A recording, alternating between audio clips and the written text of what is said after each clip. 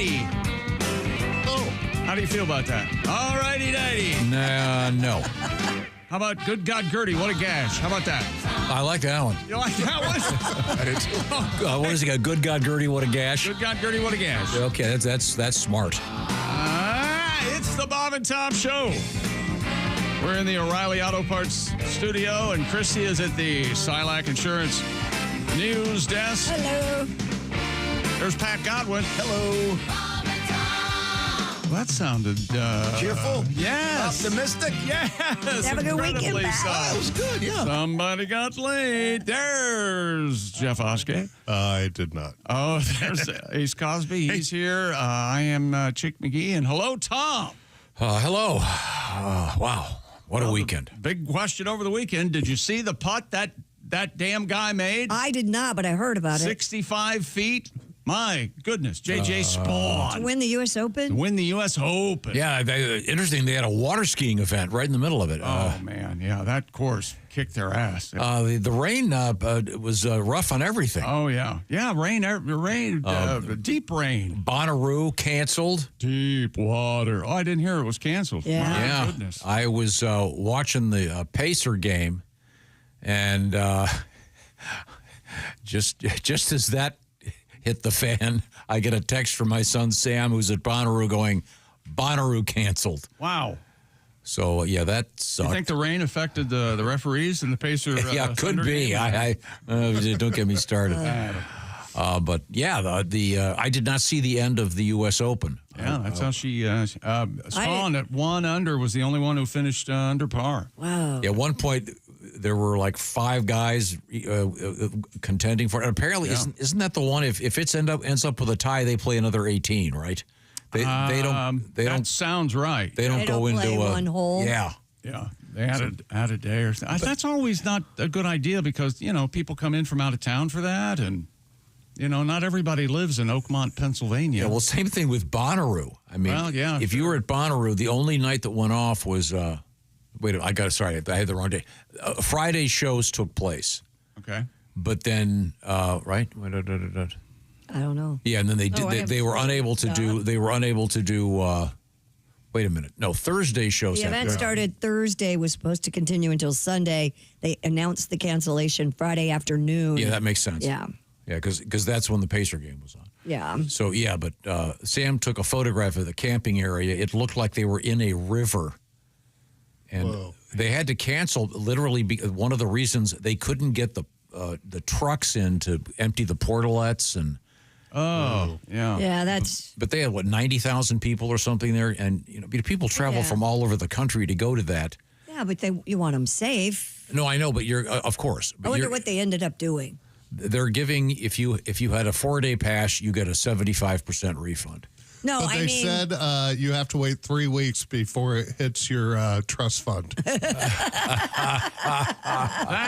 sounded like a shot.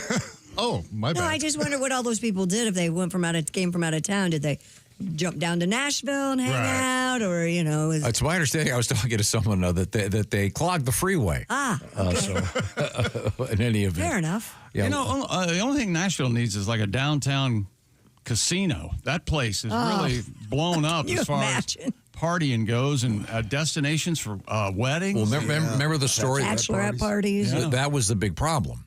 They had those downtown bicycle platform things with the drink on the bachelorette parties, and they've had to limit them. You mean the pedal bars? Whatever they're called. They look fun. I was like, what's he talking They about? look fun. Wait a minute, the downtown. You're 20 years old, 21. I mean, What did He you said call? bike platforms is what he called them. platforms, yes. And I knew what you were talking about. Well, this is How what did it you is. get that? I thought. It's like a barge with a bunch of. Is the bicycle actually? Have you ever done that? God, no. And I have a beef. Yeah. There's a lot of the bike trail that I use all the time. Oh, yeah. Took the girls. We actually went to Java House. That was our destination. Mm-hmm. So you made them get on bikes, even though they were lounging around watching cartoons, and you said, "I'll put an end to this." I don't want to see electric bikes on that. These electric bikes are BS. And there's a lady that has a giant electric bike tricycle. So she's nice taking up 3/4 of the pathway. Does she have the big, tall, orange triangle coming off the No, back this of isn't the a. bike? This is a bike trail. This isn't a. I don't object to a. You think motorized vehicles should not be on a bike? They're not. A tricycle is a Well, they're bike. electric. They're not. I think they limit them. Yeah. Not the real Yeah, but crazy ones. So what? You know, get man? your fat ass on a bicycle, lady. There we Jesus go. Christ. And there's God, the real there it issue. is. It's a fat person. That's right. Nothing worse in America than Well, no, maybe you'd lose that ass if you were pedaling a little bit. it goes murder, Yeah. overweight, right Right. there. Yeah. Second worst thing you can do. No, but you shouldn't be on the bike path. It's hard enough with people. And I was downtown on Saturday night, and I almost you can't walk 5 feet without seeing one of those limes or whatever they call Yes. them. Those electric scooters. I wanted to get on one of those. Oh, you know what and the see best sound would is with happen. that? The sound of them hitting the river. And the only thing I could think of was Tom would say, "Oh, that's not a good idea. Yeah, we'll see you. See Not a you. good idea." See you in rehab for the brain damage. Yeah, or not, Okay, well. or adding to the brain damage I already have. Now, we promised we'd read this letter every day for the next month. Which one? This is about you, Oh Chris. boy, I'm so glad you remembered. This is a Dear Bob and Tom show. You were discussing the difference between a grandfather clock and a grandmother clock. Oh, yeah. We were having a discussion with this. I don't particularly care for the grandfather clock. I have one. I think I associated with my next door neighbor growing up, yes, the Wellmans, and they had a yes. dog named Tommy, a Cocker Spaniel that bit me in the face. Cocker Spaniel's way overbred in the 50s. It's not the grandfather clock's fault. Yeah, but I'm just saying, Let I it go. associated with that, and they had antique furniture that creep, and that creeps me out anyway. But the difference between a grandfather and a grandmother clock, this is from a farmer by the name of Craig. Thank you, Craig, for this work of genius. Hey, Craig. He goes, I believe the grandmother clock is like the grandfather clock, just without the dong. That is a solid joke. Beautiful. hell of a Ding, joke. ding, and dong. Thank you very Yes. much. Good business right there. We have some very fine letters to get to. I'm very excited about that. Interesting stuff going on in the world of sports. Oh yeah. And another NBA game this evening. Game 5, everything's tied at 2. That's right. That's what the NBA wanted. There you go. The international conspiracy continues. Yeah. There was a zebra loose in Nashville last week. There was a zebra on the payroll Friday night. And Rick Carlisle defended him. Yeah, well, I'm just Rick kidding. Carlisle's Class act, my friend. pretty smart fella. Yeah. Now, I'm glad he's our coach and not that French bastard. Whatever his name is. Digganault or... coming up, we have golden retrievers in professional baseball. We have an update on Daddy Hole Road after Daddy Ho! following Father's Day. Just in time for Father's Yeah. Day. A great story coming out of Southern Ohio and Kings Island. Yeah. The great amusement. But this is a terrific story. If you're going to be going anytime soon, you're not going to want to go anywhere. You'll want to hear this. Don't you have the most... the highest number of controversial stories with Kings Island, like you've lost kids, you've had arguments with Kid in vendors. jail over there. I had to go Kings to- Island Didn't you jail. have to ship a Kings Island huge jail. stuffed animal once or something from there? Is there a judge and jury in These are jail at coming. Kings Island? I bet there is. The Griswolds. I did meet the police there. Yeah. There you go. Remember one time the bathroom was crowded. I turned to the corner. One of my sons was peeing up and over a bush. Yep. And my only thought was, God, I remember when I could do that. Yes, sir. And my prostate, I'm lucky that it even goes down when I pee. That kind of Just getting it out is a thing, let alone arcing it up high. That's a bladder, my friends. Those were the days. Got a great letter from Clarissa. What? I've got this. It's Clitta. Okay, you'll remember Clitta. Okay. Coming up, and Jason, her man. That's all coming up. That's Jizzy. Right now, I've got a little message from you about Raycon earbuds. Well, to be exact, I've got a little message for you about Raycon's everyday earbuds. If you're going hard at the gym, taking phone calls, relaxing to your favorite music, or possibly one of your favorite morning radio shows. Hello, good looking. Enjoy premium audio that goes where you do with Raycon's everyday earbuds. And the latest model of Raycon's 32-hour battery life, multi-point connectivity, lets you pair with 2 devices at once, and the quick charge function, just 10 minutes of charging, 90 minutes of battery. And Raycon's also comes with active noise cancellation and they start at just half the price of other premium audio brands. And Raycon's available in Old Forest Green, Royal Blue, Blush Violet, Cool Mint, Deep Red. And Raycon has a 30-day happiness guarantee return policy. And, of course, we have a deal for you. Go to buyraycon.com/Tom and get 15% off Raycon's best-selling everyday earbuds. Right now, 15% off their best-selling everyday earbuds. Just go to buyraycon.com/Tom. That's buyraycon.com/Tom. Thank you very much, Chick McGee. Yes, sir. It's all happening right here. I'm very excited about this. Also, an unfortunate name for a condition. You'll see what I'm talking about. And we do have interesting sandals in the news with the sandal season here. Well, they better be near a beach, or if you're a man and you're wearing sandals and you can't take 2 steps and hit sand, cover your foot up. Stop it. We'll find out all about that from the O'Reilly Auto Parts Studios. This is the Bob and Tom Show.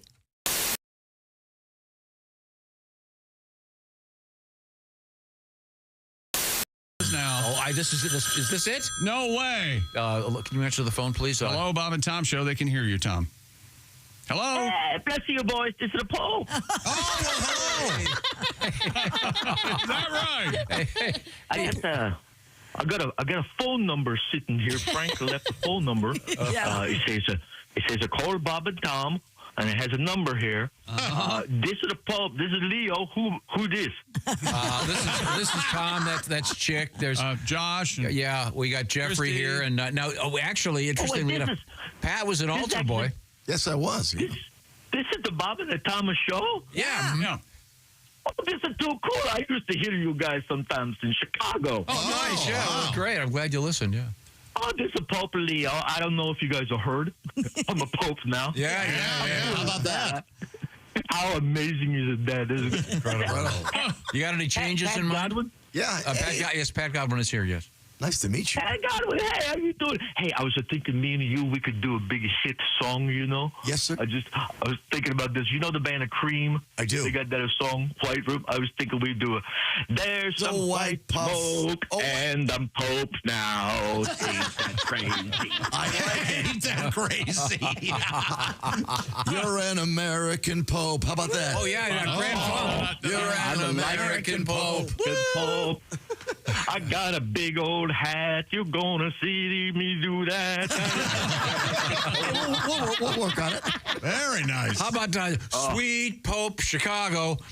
These are all great songs. No, I don't like that one, Tom.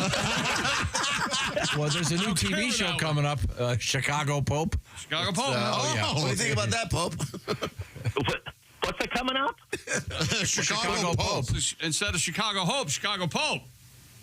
Oh, that's an old TV show, right? It's all about you, Your Highness. Are you going to make any Americanizations of the Vatican or anything?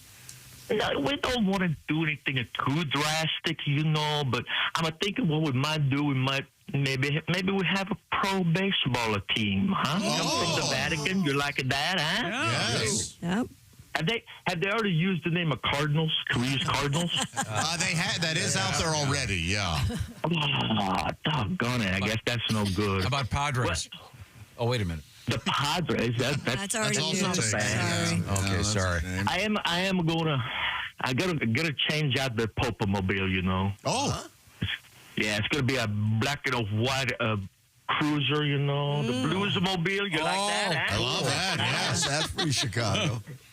Everybody thought, oh boy, a Pope from Chicago. This is no good. He's gonna blow it. This is gonna be so stupid. It's gonna be, what's his name gonna be? Pope Ditka? No, it's not Pope Ditka. Not gonna be walking around going, the Bears. Hey, how about the Bears? That's right. That ain't Pope like. You know what I'm saying? Not popish at all. Well, I got a lot of stuff to do, you guys. sorry. So weird. I gotta. You are a busy man, I imagine. Yeah. Oh, so busy. First of all, I got to go take a hat lesson. You know about that? Oh, man. Yes. yeah, you got a lot of different ones to wear. Listen, Nobody tells you this stuff. They're like, oh, it's going to be great. You be a Pope. Yeah, this is great. Now I'm going to go take a hat lesson, learn how to walk around in a dress. It's awful. did you get to sleep in your new place last night? I've hardly been to sleep. Are you crazy? There's so much going on. Do you know what time it is? Not there. No, I'm not sure. No, me neither. 25 or 6 to 4. Chicago Pope. Oh, yeah, very good. Very good. The Chicago Pope. I'm liking all of this stuff. We're wishing you were here. Now, does the Pope wear a watch? I don't know. Oh, I love this joke. I don't know, Tom. Does the Pope wear a watch? I know you wear the ring. Now, did you get your own? Yes. Gotta have the ring. Oh, he gets a new one? Gotta have it. I think he gets a new one, yeah. Is it from that organization that makes those high school rings? Oh, Herf Jones? I thought it was a Da Vinci coder ring. Oh, this is all good. You're gonna get the Pope to hang up. I gotta find a papal pen to write that down. Okay. Well, your Pope is straight talking to you. Yes. Pen and paper. If I had more time, I would hang out and talk to you boys some more. Christy, honestly, you're the only one I want to talk to. You're the only one. We get that a lot. Yeah, you're a good Catholic girl. You know, maybe you could talk some sense into these boys. Oh, I'll try. Us heathens. Yes. All of you heathens. Well, it hadn't worked so far. What, you've been there 30 years or so? Yeah. Hey, Pope, you're losing your accent. Well, thank you very much. Hang up. Get that out over here. No, I'm going to hang up over you. That's right. He's the Pope. Boom. Well, that was a nice that. surprise. I didn't think from the Pope south side Leo? of Chicago, his accent would be that. Italian? Is that what that was? Kind of. Okay, Yeah, he's been there for a little bit. All the popes are day or two. Italian accent. When you become a Bob and Tom VIP member, you get more and less. Wait, what? Which one? Which one is it? More or less? It's both. VIP members get more stuff to hear and less commercials to not hear. So Bob and Hey, welcome back to the Bob and Tom Show at the sound of the peacock screaming. We're endorsed by peacocks everywhere. It's the Bob and Tom Show from the O'Reilly Auto Parts Studios. Think O'Reilly Auto Parts for all your car care needs. Get the parts and service you need fast from the professional parts people at O'Reilly Auto Parts. Christy Lee, Jeff Oskey, Pat Godwin, Ace Cosby. I'm Chick. Hello, Tom. How are you? They're very good. Just getting organized over here. Hope your day's getting organized as well. All right, putting everything where it needs to be. Everyone got through the weekend, I hope. Happy Father's Day. Heck yeah. Did you have a good Everybody. Father's Day? What'd you do? Did.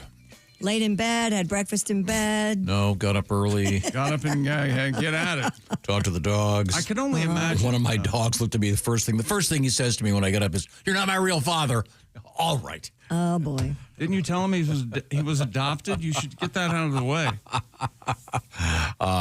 Went and had a nice brunch with everybody. Oh, It was good. fun. Is that right? Got some chores done. Now, we all know that you're on record as saying weekends are brutal. Yeah. So I can't imagine a weekend holiday. It must be doubly brutal. No. There wasn't a lot of going to games and Did you get in the pool? Get on a floaty? did not. Relax on the unicorn? No. Okay. Cleaned it a little bit. But, Have you ever done this? Sat in a chair and went, I bet you have. Do you have a chair? have a chair? You have a chair that's Dad's chair? No, it's there's something on it like a laptop or something charging, but no. But I had a good weekend. I went to see the Indiana Fever play. I don't know if you heard about this. At one point, it's amazing. Mm-hmm. It's a tremendous. If you've ever been to a WNBA game, the presentation is great. Oh, it's fun. They've got the scoreboards. There's all kinds of cool stuff going on. No, the scoreboards ahead of me there, Mr. Techno. Whoa. They got big screens. You They've got need to slow down. You know, they. Hey there, future. all the stats are right there. Oh, it's just great. Yeah, They're keeping score of the game. At one point, just let me tell you, I don't know if you heard of this. At one point, Caitlin Clark, essentially 10 feet in back of the 3-point line, fires it off, nothing but net, then proceeds to do it twice again in the same 30-some seconds. Almost triple-double for Caitlin. Fever win on Saturday, 102-88 over the slimy New York Liberty. Caitlin had 32, 9 assists, and 8 rebounds. Almost a triple-double. The players are all great. It was really fun to watch. Well, good. And Caitlin, I finally figured out she has eyes in the back of her head, apparently. Yep. She's looking over that way, and she throws the ball the other way behind her back while apparently it's unbelievable. Just a treat to watch. We had a great time. She's got game. Got game. And now I'm in the situation which I'm wondering if it's bad luck if I watch tonight's game. Yeah, I know how you feel on that. I didn't wear my sweatshirt today because I figured, Yeah, it didn't work. It didn't work Friday, so yeah, I didn't. I don't know. I know that's illogical. I got to go to bed at least by halftime. Because if I don't, then if you wake up in the middle of the night to pee, do you check you check the score? Oh, Yep. yeah. Okay, we'll see. if I know the game's over. Now, I remember on Wednesday when the Pacers won, I got up to check the score on my phone, and I peed on my phone, and they won. So maybe Wow. if I pee on my phone again tonight at halftime. Or maybe right now. Or maybe I could just piss on it now. Get the mojo working Right. early. Now, we started. like to read letters. Yes, we do. And we have one here from Jason. And this is a follow-up. All right. So, and I think he kind of explains what was going on. He writes, on May 19th, my wife messaged you about the cancer surgery I was having that day.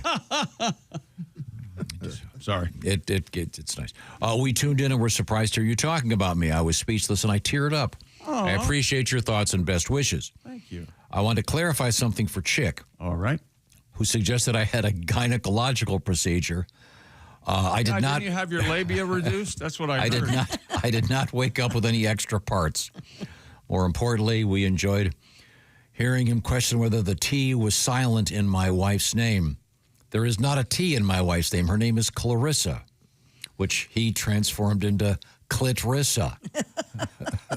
Man, I'm funny, huh? Yeah. Clitrissa. Yeah, he said. When I'm around her, all of her is a nerve-filled mommy part. That's how hot this guy is, apparently. Hey, now. Graphic, didn't it? Thanks for bringing joy to my surgery day and for the laughter that has come with my wife's new permanent nickname. Okay, sorry. There we go. Well, thank you. Congratulations on the successful surgery and to all those great physicians and nurses and staff people that helped you out. We got a couple of letters here from truck driver. This one, I've been listening for 30-plus years. This is from Patrick in Bowling Green, Ohio. Thank you, Patrick. You know what Bowling Green refers to, Tom? It's it's a lawn. How green. It's lovely. Bowling They Green. would bowl They out used there. to bowl outside on the lawn. There's more than one Bowling Green. There's also Bowling Green, Kentucky. where they make the Corvettes. And the Corvette Museum. And That sunk into the. Patrick continues, I drive a fuel tanker. Please tell Tom if he plays a song loud again. We had an issue with this on Friday. All your songs you were playing were way too loud. I'm going to park my truck in his living room. And I don't know about you, Tom, but I think he means it. I have a fuel tanker story too, Chick. All right. This is a letter from Ryan. Good morning, show. I love you guys for years, and I have to share this. Tom's paranoia with fuel trucks might be okay. I'm a diesel mechanic and was taught if you see a fuel truck filling the fuel station tanks, avoid it at all costs. Oh. But it's not due to explosion. It's because it stirs up all the trash from the bottom of the holding tank, and it can be pumped into your car's fuel tank. It's best to go elsewhere while all the sediment finds its way back to the bottom of the storage tank. Never thought about it. There you go. I've heard that. Thank you, I Ryan. always wondered if that was an urban legend, but apparently he's a not. diesel Okay, well, mechanic, good. so- Well, good to know. Thank you very much. Yeah. This might be letter of the morning. Okay. Good morning, Bob and Top Show. I've been a commercial truck driver for 40 years. I've heard tens of thousands of CB handles. My favorite involves how my best friend got his Double D Killer, shortened to DDK. Everyone assumes that it comes from his appreciation of large-breasted women. In truth, we had gone dove hunting in his pickup truck. We were having no luck at all, and we're standing around the truck deciding whether to leave or stay at it. Suddenly, a group of dove came flying right towards us. My friend frantically reached into the truck bed where his shotgun lay and accidentally pulled the trigger. As he grabbed it, he blew a 2-inch hole through the front of the truck bed, the back of the cab, the driver's seat, and the fuse block under the dash. What? The truck totaled by the insurance company. DDK stands for Dodge Dakota Killer. He will never live this down. That's from Daryl in Paxico, Kansas. Wow. That's a serious business. Yeah, it is.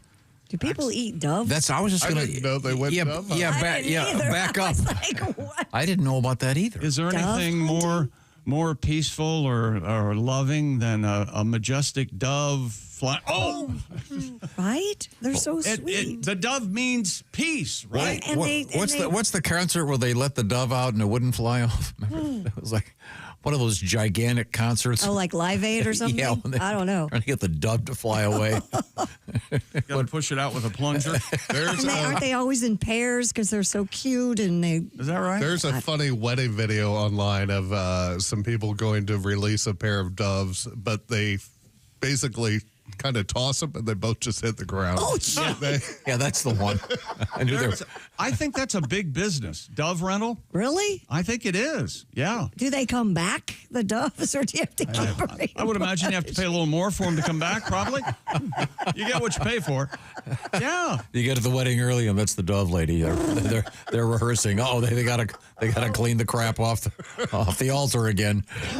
I could offer my services.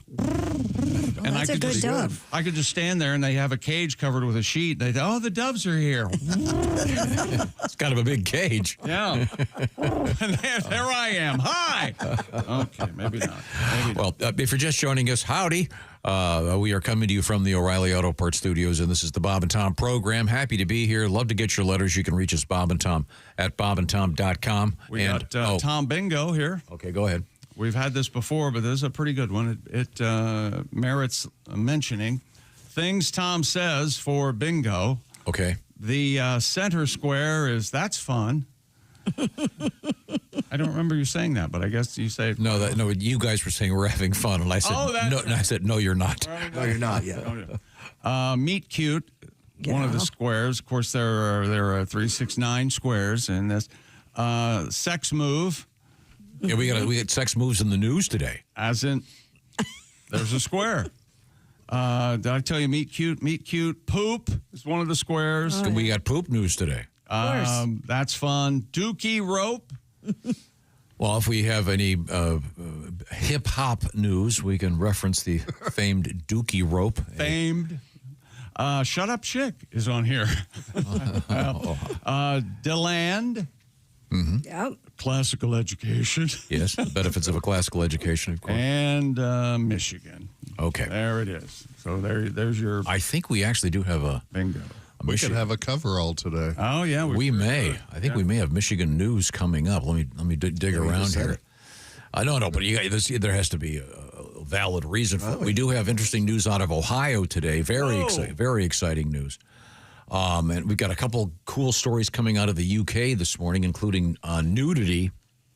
And we have a great story out of Kentucky involving a guy that perhaps intoxicated, releasing a live raccoon into a crowded bar. Yeah, that's always a good idea. Yeah, I believe an arrest was involved later. Wow. Yeah. Someone I think was they got bit. They got bit. Yeah, raccoon bite's not good. Nope. Good Father's Day all around, everybody. Yeah, kind of quiet. Jeffrey, being the father of several, went okay. Yeah. Actually, the daughter was out of town. We're going to celebrate next Sunday, so I get kind of a double. Very nice. Yeah. Plus any other kids out there I might have. I don't know. Oh, nobody knocked on your door, huh? Yeah, nobody. Not this year. Not this year. Has somebody had that happen? Oh, sure. Yes. Knocking on the door. Somebody Hi. we know. I know two people. Yeah. No kidding. Yeah, Yeah, you know them both. Happy Father's Day. I'm your. Well, kid. not Not on that Father's way, but yeah. Wow. I know two people had a very similar experience. So would you just take their word for it, or would you insist on a paternity test? In both cases, a paternity test wasn't. It wasn't me. It was somebody else. Okay. Yeah, I'll tell you off the air who they were. All right, sir. Would the Does one of them sing? Both of them do. As a matter of fact, both of them do. Pat, maybe this is the time I say, Chick, tell him to shut up. Hang on a second. Is one of them in this room holding a guitar right now? Oh, wouldn't that be the best? That would be hard to handle. We call him PJ, Pat Jr. Say hello to your daddy, Pat Jr. Do gangsta folk for him now. Sing it. He sings gangsta folk just like you do. It's unbelievable. I'm not sure what this means. Dear Bob and Tom show, I heard your segment about sexy songs on Friday. That's right. What were we talking? We were talking about the least sexy songs, right? Yeah. Like for strippers, yeah. Yeah, like and then we went into romantic. The worst song at a strip club, Abraham Martin and John. Yeah, like Yeah, we were doing all that. Tears in Heaven.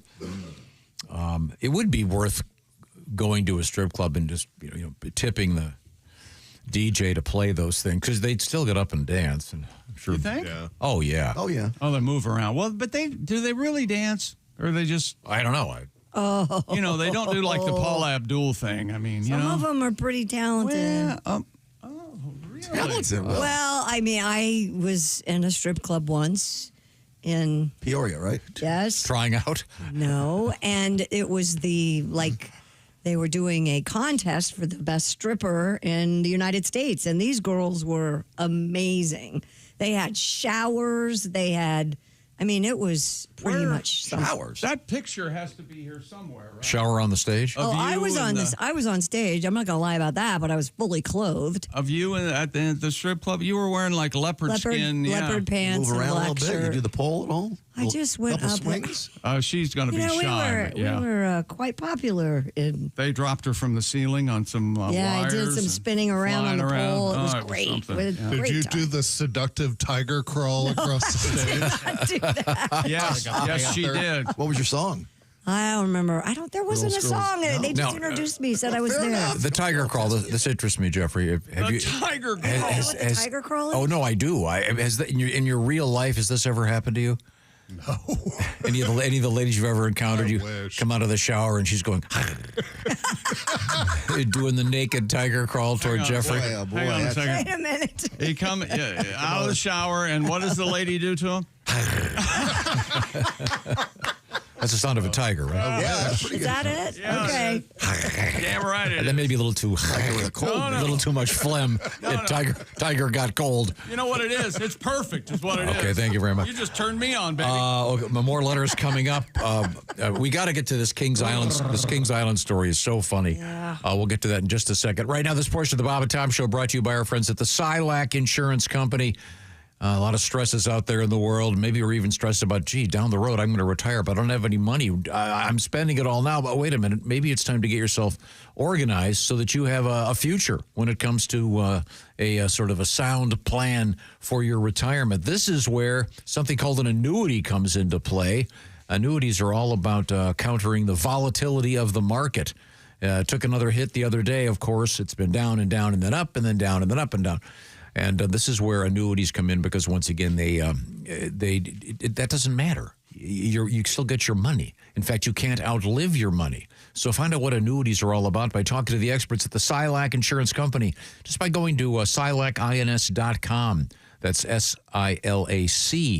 SILAC-INS.com. Another really easy way just to get some information. Just call the number pound 250 and say out loud lifetime income. And find out what that means. Lifetime income after you call pound 250. The Silac Insurance Company. Remember, you can't outlive your money. Think ahead a little bit and get yourself organized. It'll take away some of that stress you have in life today, thinking about life then coming up. Call pound 250 and say the words lifetime income. Or visit bobandtom.com. We got a link to the Silac, folks. The Silac Insurance Company. Plan on it. Live on it. Coming up, an update from Daddy Hole Road. Daddy ho! My favorite dogs are in the news, golden retrievers, plus news about the great Roger Daltrey from who? The Who. That's all on the way. Plus, we have, I think we're going to get some of those squares in our special Tom game filled out today. Tom Bingo. From the O'Reilly Auto Parts Studios. This is the Bob and Tom Show.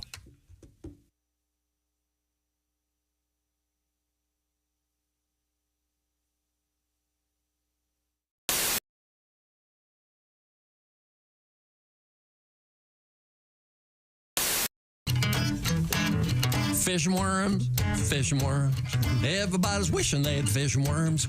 Find them in the backyard, underneath the rock. Slip them in your sandwich, put them in your socks. Fish and worms. Do your English homework, underline a word, circle direct object and transitive verb with a fish and worm. Fish and worm. Well, my big sister, she don't care for my fish and worm. Big ones, little ones, they give her the creeps, withers. I go and put a couple in the blender. Now she's looking at me with bated breath. Ooh, from eating fish and worms. Fish and worms. Everybody's wishing they had fish and worms. Find them in the backyard, underneath some leaves, make them little dresses. Just leave off the sleeves. Fish and worms. Fish and worms. Fish and worms. Yeah. The reviews are in, and America can't get enough of Chick McGee's Silac commercial. Fanatical fans everywhere are even watching it in reverse. You know, this actually kind of makes sense.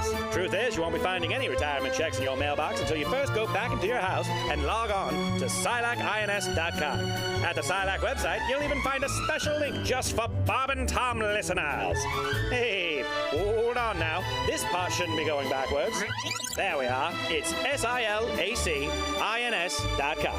Don't go backwards in retirement. Look forward to your retirement.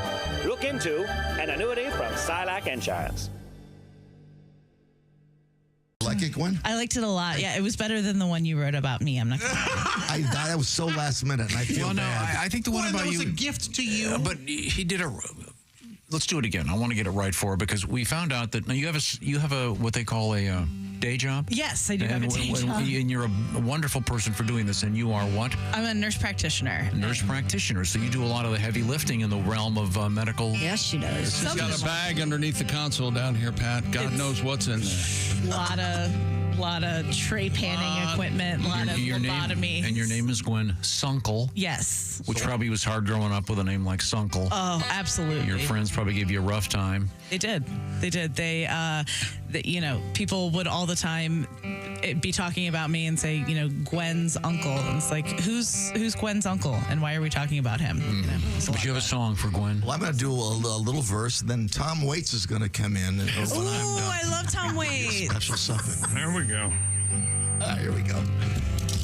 Gwen's uncle, funnier than my drunken uncle. So funny, who would have thunk? Oh, we're digging that Gwen's uncle. Oh, Gwen's uncle.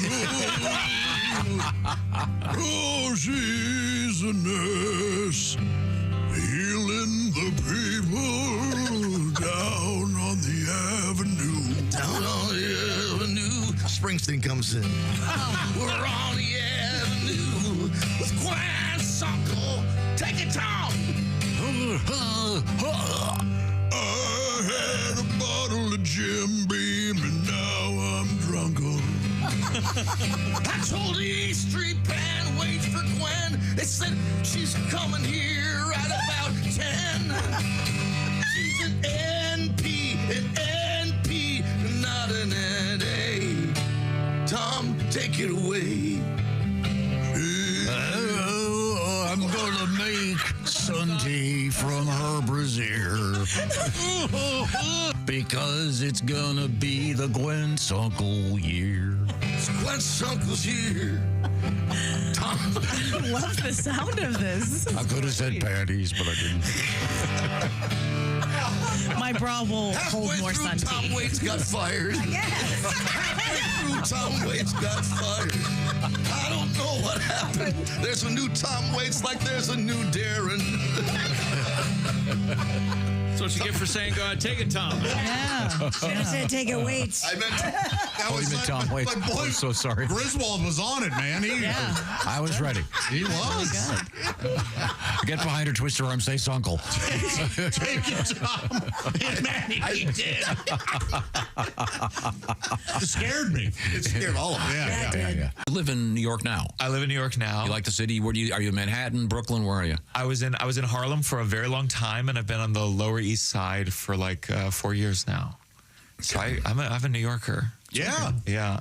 And people talk crap about New York around the country. Sometimes we're kind of like I was in Chattanooga, Tennessee, and I was in this taxi, and he asked me where I was from. I said New York, and I mean he gasped so loud it almost startled the horse. And he was like I hear New York is filled with crime, and I was like, you know what I've heard about Chattanooga? Nothing. When my agent said I had a gig in Chattanooga, I Googled what country is Chattanooga in, and then I fired my agent. And you're also an actor. We didn't really talk much about that, but I know no one's talking about it these days. You were just. You said you just did something. I didn't. What was it again? Well, I had an audition many years ago for Game of Thrones, and I remember I walked in the room. I was ready to go. And the director said to me, first, we need to see you in your underwear. Which is not what I was expecting, so I put my underwear back on. I've been an actor, I mean, longer than I've been a comedian. I've shared the stage with some people who have gone on to become huge real estate agents. I had one small part in Law and Order. I played Ice-T's waiter. Oh. And to prepare for the role, I actually became a waiter for 12 years. Oh, you're a method. Yeah, very method. I'm the Daniel Day-Lewis of Applebee's. That is.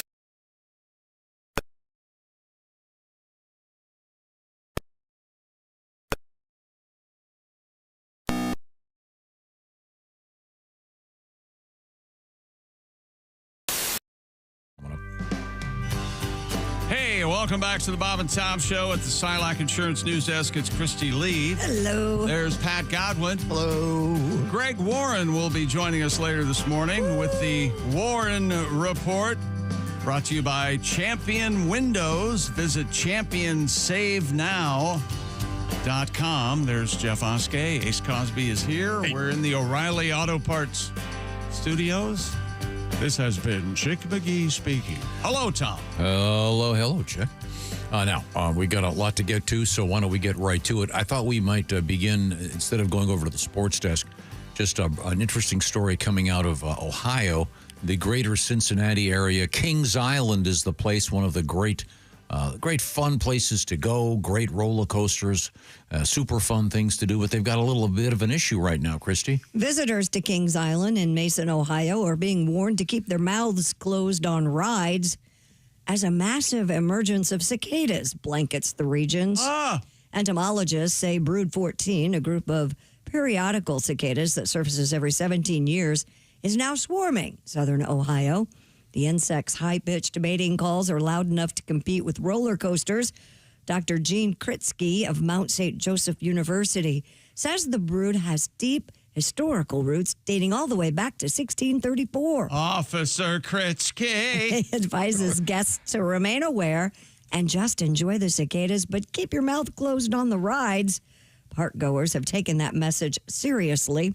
One mom shared that even her 6-year-old son reminded their group to stay silent during a recent roller coaster run and proudly did so himself. Well, I can't do that. The cicada surge is expected to peak in June before tapering off. Don't you have a problem? I call it a roller coaster Tourette's. Yeah. I start cursing out loud. Can't help myself. You take goggles. Goggles? That's not going to help your mouth. No, but you want to get a cicada in the eye? Well, can you imagine? Well, you can shut your mouth, Take though. But a mask. You've got plenty of them lying around, don't you? Can you imagine getting hit in the forehead with a cicada on a... I bet it hurts. Sure. And, Kings Island owes me a pair of Ray-Bans anyway. Last time I rode The Beast, like an idiot, I had my sunglasses flew off. Yeah, that sign, please secure your eyeglasses. Yeah. And I'm like, my glasses aren't going to fly off. Yeah, they came off. But yeah, it's like the classic motorcycle glasses. I want you to go to Kings Island wearing goggles, please. I'm just saying. Goggles. Yeah. Don't you have the... we had a bacon party this weekend. That was exciting. The dogs love that. Don't you have goggles to fry bacon? No, I have just work, just the safety plexiglass safety glasses. Yeah. You put those on. Hey, I'm sure talk to any ER doctor. They've treated Bacon grease in the eye. Bacon grease eye. It's very common, especially on Sunday mornings. And I really enjoy the occasional roller coaster, but so they're saying keep your mouth shut or you may swallow a cicada. Yeah. Yeah, lawyers are also saying if you get caught stealing at Kings Island, to keep your mouth shut too. Oh, okay. That's what. Because you don't want to be a wretch. Yeah. You have a song, Pat. I could sing something for you if you'd like. I'd love it. Hello, summer, my old friend. It's nice to feel the sun again. But what are these scary bugs creeping? There's no way that I am sleeping. And the sound goes from the trees into my brain. Such a pain. Yes, the sound of cicadas. Can't sleep when I hit the hay. I bought a handgun and bug spray. In my lawn, they're crawling on my feet. I need a double dose of extra DEET. Or a siren, a fire truck inside my brain. Or a big jet plane to drown out the sound of cicadas. Oh, my. Nice. There they are. That's the cicada sound. If you haven't experienced this, varying levels of sound, and they're really creepy looking. Check local listings, yeah. Yep. We've kind of dodged the bullet. It depends where you are. Sure. And I remember the first huge wave of it was a different brood. They were the really big ones, and the high decibel level, and they were around for a month or so, really creepy. And every TV channel had some guest chef cooking them. You wouldn't eat one? No, thanks. Yeah. They have those weird eyes, right? Mm-hmm. Yeah. But almost like shell, real crunchy. they're bug eyes. So you don't want to swallow them. Can you imagine you're screaming, "Wah!" on the roller coaster and you get one down your throat? No, you could choke on it. Yeah. You would absolutely choke on it. It's too big to swallow. Tastes like chicken. I ate them at Woodstock 99, you know. We got a letter. Speaking of chicken, do you remember what we were talking about for a little bit on, I think it was last week, things left in a minivan? I once left a 6-pound bag of frozen chicken breast in the back of my family minivan. Oh. That's because we had a story about a guy, a funeral director, actually going to jail. Among other crimes, he left a corpse inside a hearse. 18 months. Was it 18 months? Yes. Yeah. Yes. Oh, my gosh. And What was he stacking on top of? What was he doing? I assume that was his backup hearse and it was parked out back or something. But and then he gave the family of that deceased individual a different set of ashes. Mm-hmm. So that's not Andy Gurk up on their mantle anymore. It's somebody else's body so it's pretty grim. But I was just wondering, the odor must have been bad. But you say after a while it stops? Well, yeah, the act of the body decaying, ashes to ashes, dust to dust, and then after a while it is all... Oh, is that hearse in evidence, do you suppose? I don't know. Ugh. I don't know how... That's a hard resale. Yeah, and you have to tell them somebody died in your car to resell it. Yeah. How could it just...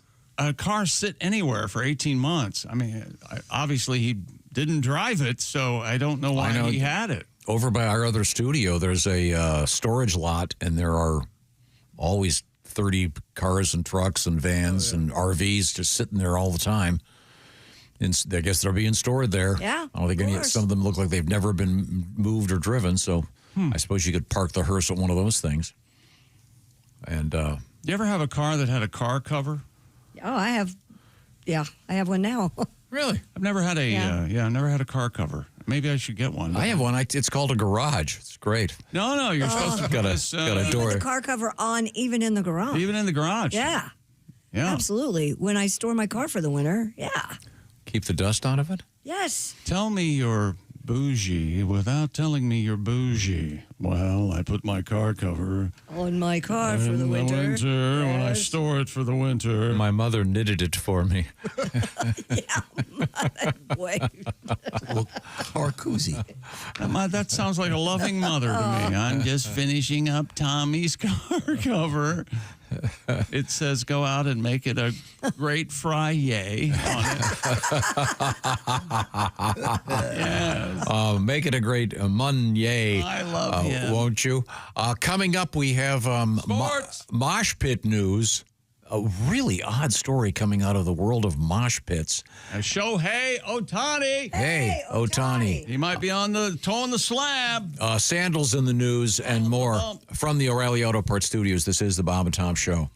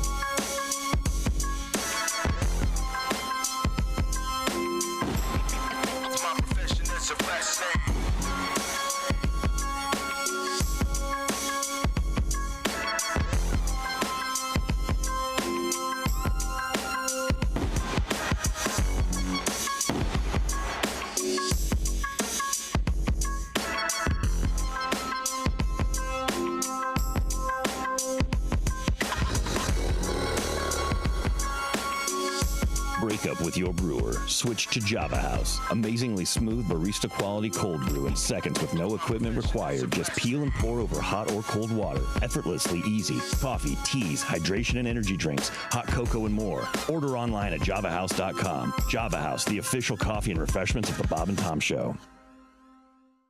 We have two gents with guitars. Another song from you today, Pat? With a star like Edwin here? Yes. You're a star. Does it make you nervous? Oh, No, but Pat's I mean- awesome. I'm singing on his album later. Yeah, we're going to sing today. Oh, really? I hope you're charging the hell out of it. God, I Wait, do I'm too. supposed to make money doing Oh, this? yes. You're going to get a little something. Is that right? 10 copies. What song is he singing on? Maybe you could practice. It's called This Life Is Killing Me, and it's a surprise. We're going to. Oh, all right. You'll hear it when we're done. Okay. All right. Now, you were mentioning the fact that you have a song that you sing at weddings. Yes. Oh, the curse. It has been banned. Mm-hmm. You want to hear that? No, I just want you. The story is, I'm trying to remember. You're going to sing it for someone's wedding this Halloween. Is that correct? Correct. Halloween night. Somebody's getting married on Halloween? Mm-hmm. And every time you've done this song, the couples have gotten divorced. Is that correct? That is correct. And That's that, like 100%, right? This song's never failed. I've done it for at least maybe 30 people, relatives, friends, and they've all gotten divorced. 30 for 30 then. Yeah, at least 30 people. These people are aware of your stats. Yeah. Okay. They think it's funny. They want to break the curse. All right. And they're all there. She's a really cool person, Michelle. I talked to her over the weekend, and they're all getting dressed up in Halloween costumes. Oh. They're having a wacky wedding on Halloween night. Cool. And they want to have something like this because they want to break the curse because they say their love is so strong. All right. This is the second song I've ever written, and it's got a nice little pleasant melody, but lyrically it's a little naive. We'll just play a sample for our expert songwriter, Edwin McCain.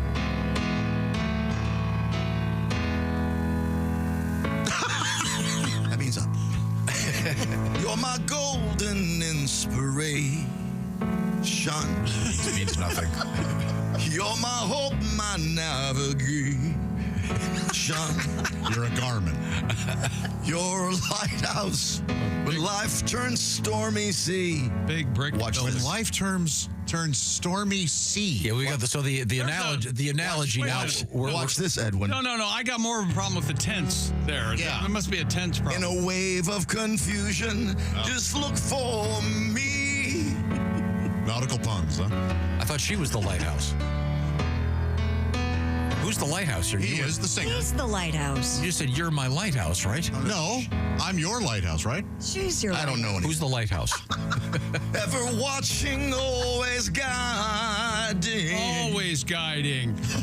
Check my course, which way I'm riding. What are you riding? You got a boat? Oh, the horse drowned. Could I do the song at least? Your lighthouse. So you got the horse up on deck? Is that what I'm hearing? Mexican Navy. Yeah. I think it must be. I'm being heckled by Edwin now. Sorry. Life's been a stormy sea. So she's your lighthouse. I don't know anymore. Okay. Wish I were falling off a lighthouse. I wish the lighthouse was on fire. In a wave of confusion, just look for, hold the note, me, oh, you're my lighthouse. I wish I was on a lighthouse with Willem Dafoe trying to kill me. That's what I wish. Okay, so I'm confused. If you're confused, look for me. You're the lighthouse now? I don't know. He always was the lighthouse. Shut up, Christy Lee. Don't listen to the words, just listen to the music in me. Because the lyrics don't mean anything when you're 22. Try singing I'll Be at some point. I got the music in me. Your lighthouse. Your lighthouse when it showers. I'll be your lighthouse when it's night. You'll be hearing from my attorney. You're not going to sue you. He's just going to say, it was so embarrassing. Please stop doing it. As a fellow songwriter, you must be silent. Is what the suit's going to be. It was my second song. Now, Edwin, how many times have you been asked to do one of your songs for a wedding? A lot. Have you done it a lot? I've sung my songs at weddings. In fact, I've sung multiple weddings for the same person. Oh boy. Yeah, but after like the second, after the second marriage, then I'm out of songs and I have to learn other people's songs, and it's like, you could always do Lighthouse, right? I will. I'm going to start adding Lighthouse, and I'll put a stop to this wedding nonsense. Isn't All Be possibly one of the biggest wedding songs of all time? It's sung a lot, right? It's definitely up there. It's definitely up there. I know the Filipinos call it their second national anthem. No kidding. Because of karaoke. Oh, wow. We went over there and played to like 20,000 seats in an arena, and you'd think that would be awesome, except for that's really the only song they like. Oh. So it's an awkward hour and 15 minutes till we get there,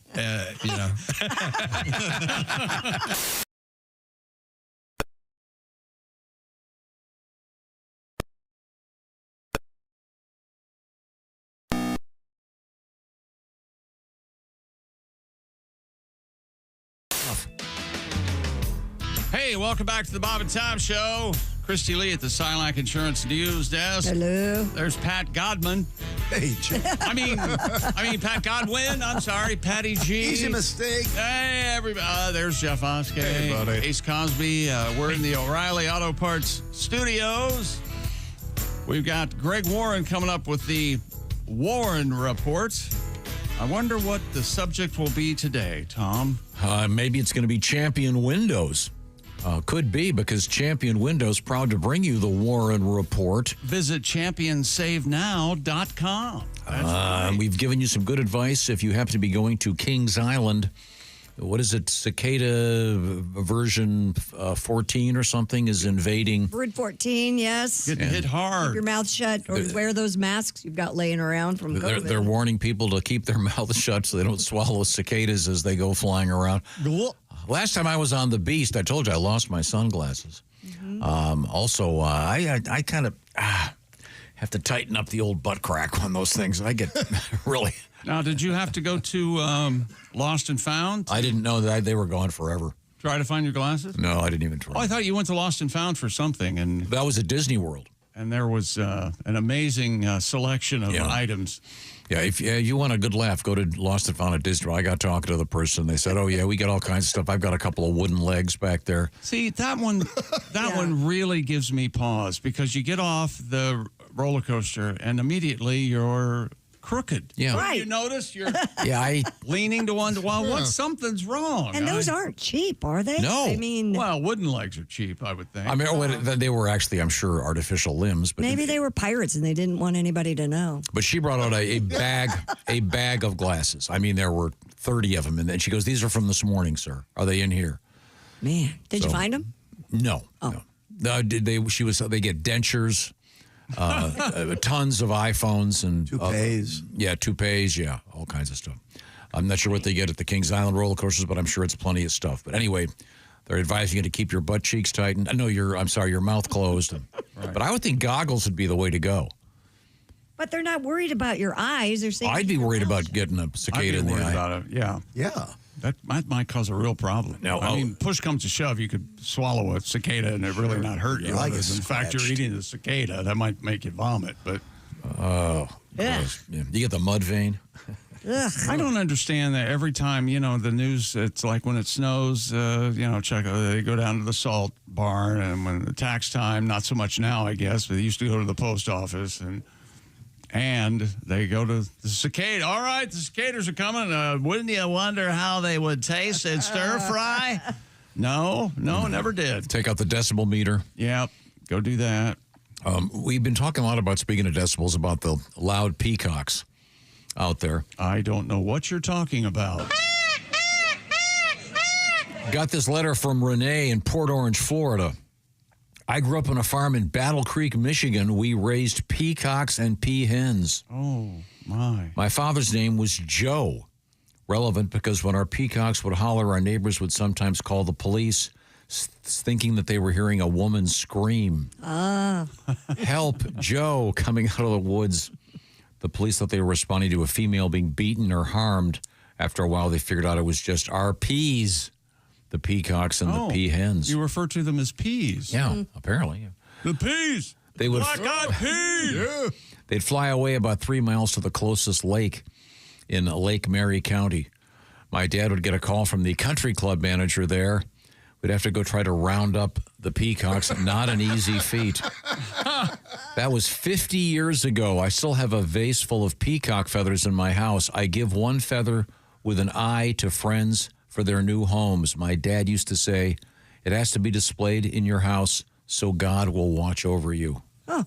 Isn't that sweet? That is sweet. Really? Yeah. Well, thank you very much, Renee. God didn't watch over the peacocks because the feathers are there and there's no bird there to go with them. So, well, you be the judge. You just sound like Help Joe, you think? Help. Wait a minute. That one did. That sounds a little helpless. Help. Help. That does sound helpless. Okay. You're right. All right. Dear Bob and Tom Show, I was at a family barbecue for Father's Day, and my 14-year-old cousin started selling chocolate bars for a fundraiser. Sure. Yep. Business was booming. A gust of wind came out of nowhere and sent his hard-earned cash flying down the driveway. Oh. He sprinted after it, heroic and determined, but things got weird. Yes, Tom. Each time he reached a bill, he'd stop, pick it up, wad it into a paper ball, and toss it back on the ground and move to the next one. That's my technique. The same thing. That's your process. Yeah. Only after every single dollar was properly balled up did he finally go back and scoop all of them up. It's logical. The family looked on. It happened to me. I was at an ATM. You know this story. It was really windy. You're insane. And the money came out, and I didn't even touch it. It just flew out of the machine and started going, and it was all 20s. Didn't even touch it. No. What made you think to crunch it up? Like Because it was flying away so fast. I figured just crush it. At least it won't. catch wind, yeah. I'm going to try again. In the process of grabbing the bills and crushing them up and then dropping them, you realize Why didn't you just put it in your pocket? You're holding the bills before you don't have that kind of time. You don't have that You kind of time. you just got to rush and. Okay. All right. The family looked on while my cousin was doing this, laughing and ridiculing his strategy. Not me. I looked on in horror. I said, my God, there's another Griswold in the world. That's from Rick in beautiful Marysville, Ohio. There you Rick. go. The kid's making money for a charity. Good for him. selling some delightful chocolate bars. That's right. That's very nice. And wadding up the cash. Okay. Like a lunatic. Now you know what to do if it ever happens to you. No, don't do I want to see you in one of those money blowing booths. Oh, you yeah. know, like where Sure. you see how much you can, just watching them grab it and wad it and it fall and blow around again. Oh, yeah. Can you do that? No, you don't get to keep the money if you just wad it up. Okay. That sounds like a great idea. Again, it was very windy. When it was all blowing toward the street. Did you get it all back? Yeah. Oh. And so your process worked in Yeah. your mind. Okay. It's quick thinking. Well, the next person you won't have to think if it ever happens to you. I've gone to ATMs many times, and the money just hasn't flown out for no reason. I'm not kidding. It just, The older machines. this was, this was obviously years ago. That bank isn't even there anymore. Like everything else, shuttered. Shadooby. Shudder. Time to check in with the sporting scene and Chick McGee. JJ Spawn, an unforgettable finish in the U.S. Open from Oakmont. Wet and nasty yesterday. 5 players tied for the lead with an hour to go. Spawn delivered 2 shots, now part of U.S. Open history. He hit driver onto the green at the par 4 17th, set up birdie in the lead. Needed 2 putts from 65 feet. Spawn made the longest putt all week at Oakmont for a birdie finish. And a 72, he won by 2 shots over Robert McIntyre. Spawn, the only player to shoot under par yesterday. Major League Baseball, Shohei Ohtani. Hey, Ohtani. Is going to be the starting pitcher for the Dodgers tonight against San Diego. Months after the two-way star had elbow surgery, and I don't want to get too complicated about elbow surgery, but the hardest, most difficult process is getting the elbows on the right arms because of the correct arms. I'm sorry. You got to be careful of that, Tom. You don't want them swapping them. You can't switch the elbows. A lot of people swear by that. It gives you more strength, but well, if you switched it, you could swing it away. That'd be cool for dancing. Sure, there's dancing. You know, if your elbow went way back like that, that'd be handy. Now, speaking of the rain, if you were watching any of the U.S. Open at Oakmont, yes, it looked really unpleasant, really hot, wet, humid, really wet. Were you ever like at Disney World or Kings Island when it starts raining? Oh yeah, yep. And everybody buys their kids those ponchos. Oh yeah. Suddenly you realize it looks like there's been some kind of a toxic spill, and you've got the hazmat crews there, and of course you can't find your kids. Yeah, because all the kids all look alike. exactly the same. Mm-hmm. Yeah. And the minute that the first drop hits, they have a big barrel full of those that they roll right out in front of the gift shop so that everybody buys. Well, last time I was at Disney World, I was in what's the jungle place called? Animal Kingdom. Animal Kingdom, and they jungle place. The ones they had, I don't know if they were clear. Yeah, that's the thing now. The animals? No, the ponchos. The ponchos were clear, so you could at least to a degree distinguish which kids were yours based on what they were wearing before. Back in the old days, they were yellow. Yeah, remember? yeah, and had Mickey on them. Now I'm sure they studied this, but why don't they put like little Mickey ears on top of the ponchos for the kids? Is that cute? Yeah. As cute as the day is long. Yeah. Right? No. No, I don't need them. Have you ever worn a Mickey ear? Sure, of course. You have? How about a Goofy? You've worn Mickey ears. Not for an extended period of time.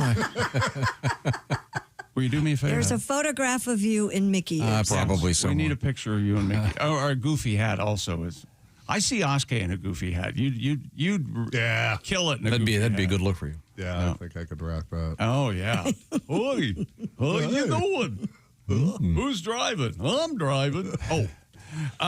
Where were we? Oh, we were going to take a short break because we have coming up. Trading baseball, we'll talk about it. Comedian Greg Warren's going to be joining us. Greg's special on television on Nate Bargatze's YouTube channel is huge. The Champ.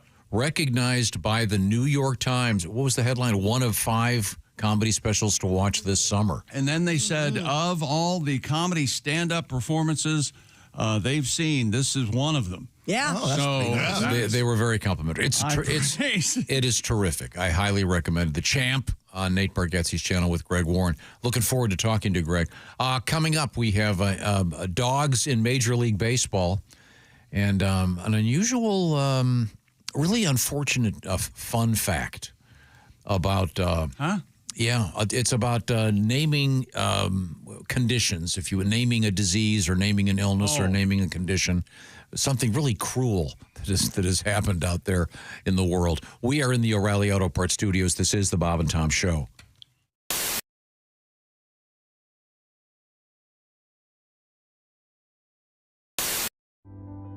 There's no easy way to say this, so I'm just going to say it.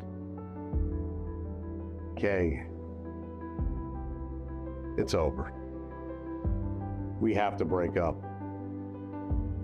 I'm breaking up with you. I have met somebody else. It's just better for me. Java House, peel and pour pods. I mean, you peel, all right? You pour the Java House cold brew into a cup of hot water, and in less than 10 seconds, voila. Amazingly smooth, barista quality. You don't have this. And you're a lot of work. Frankly, it shouldn't be this much work. I've stuck by you, you know that. When you were broke, it's not easy to say, but I just have to tell you, you're gross. Java House offers me so much more, not just coffee, teas, energy drinks. I appreciate you taking this as well as you are. I was worried you'd be all steamed up about this. That's disappointing. Perhaps I gave you too much credit. It's over, and I'm keeping the cats. Java House, amazingly smooth cold brew coffee. Enjoy barista quality coffee in seconds with no equipment required. Just peel and pour over hot or cold water. It's effortlessly easy. In fact, the hardest thing about Java House, well, that'll be figuring out which one of their many great beverages to try next. You don't have to watch this.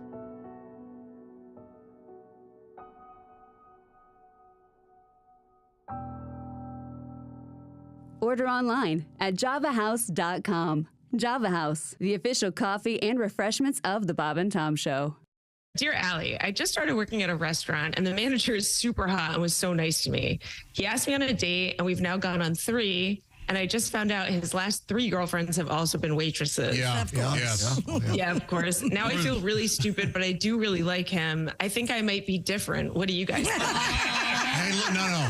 Don't laugh at this girl. No. I know you're different. I know why you're laughing because we've all. I've been and there. you've been there. All Yes. been there, yes. Yeah. I'm different. Yeah. We all have. Yes, exactly. This couldn't be more. What do they call that? Central casting. Yeah, I mean, this is most restaurant managers pull this. Yeah, you're not different, and as soon as the next hot waitress is but there's no hired. reason for you to feel stupid. There really isn't. Yeah, you can keep having fun, right? Sure. Right? Like, Yeah. And the reason this happens is economic. And it's because if you've ever been in this business, you know that the managers all end up quitting and becoming waiters because they make more money. They watch every night. The waiters and waitresses walk home all the cash. In the meantime, they're bossing everybody around and not getting all the tips. You see, so this They take their perks in other ways. They take their perks in other ways. Like other ways. Thank you. It starts with an which is tax deductible, by the way. Yeah. Oh, yeah. Who knows? Maybe this is the one. But I hey, didn't know there was a kitty tax. I mean, I hate to agree with Alsman, but maybe hey, just have some fun. Yeah. Don't feel stupid. Don't take it seriously, though. Enjoy it, but don't get involved. I got a couple suggestions. Wear half the uniform some night when you get back to I his bet place. someone's already tried that, though. If he's dated a bunch of waitresses, that's been done, I would imagine. Maybe the uniform from their competition. Oh. I'm a bad girl. Yeah. I'm a bad Applebee's girl. I work at Chili. It's going to come work for you.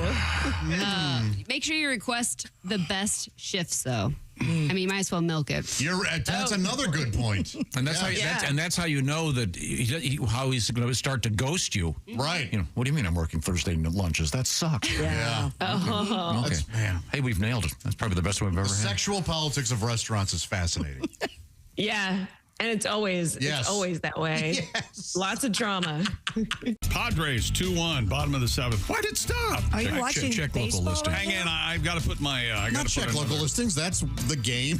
That's the Major League the Baseball status of the opening game in Seoul, South Korea. Hey, if you listen to a rebroadcast of the show, that information is very, I see. I'm sorry. Yeah, reality. you've thrown me into a tizzy. I'm listening to a podcast. I don't know what day it is. They just said the Dodgers and the Padres were playing. How am I supposed to figure this out? I'll explain time zones to you later, Gilligan. Oh, God, you're an idiot.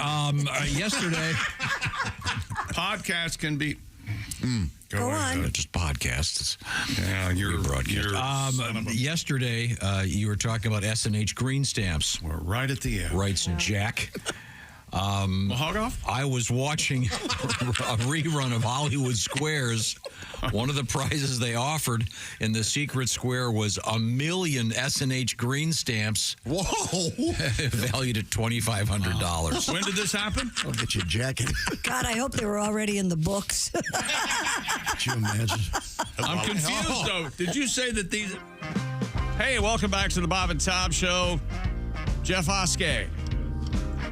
Josh Arnold, gone but not forgotten. There's Christy Lee. Jess Hooker. Hi. Ace Cosby. Hey. There's Tom, and I'm Chick McGee, and I have a question for the room. Oh, what's wrong? I got new glasses. Reading glasses. What do you think? Those are women's frames, my friend.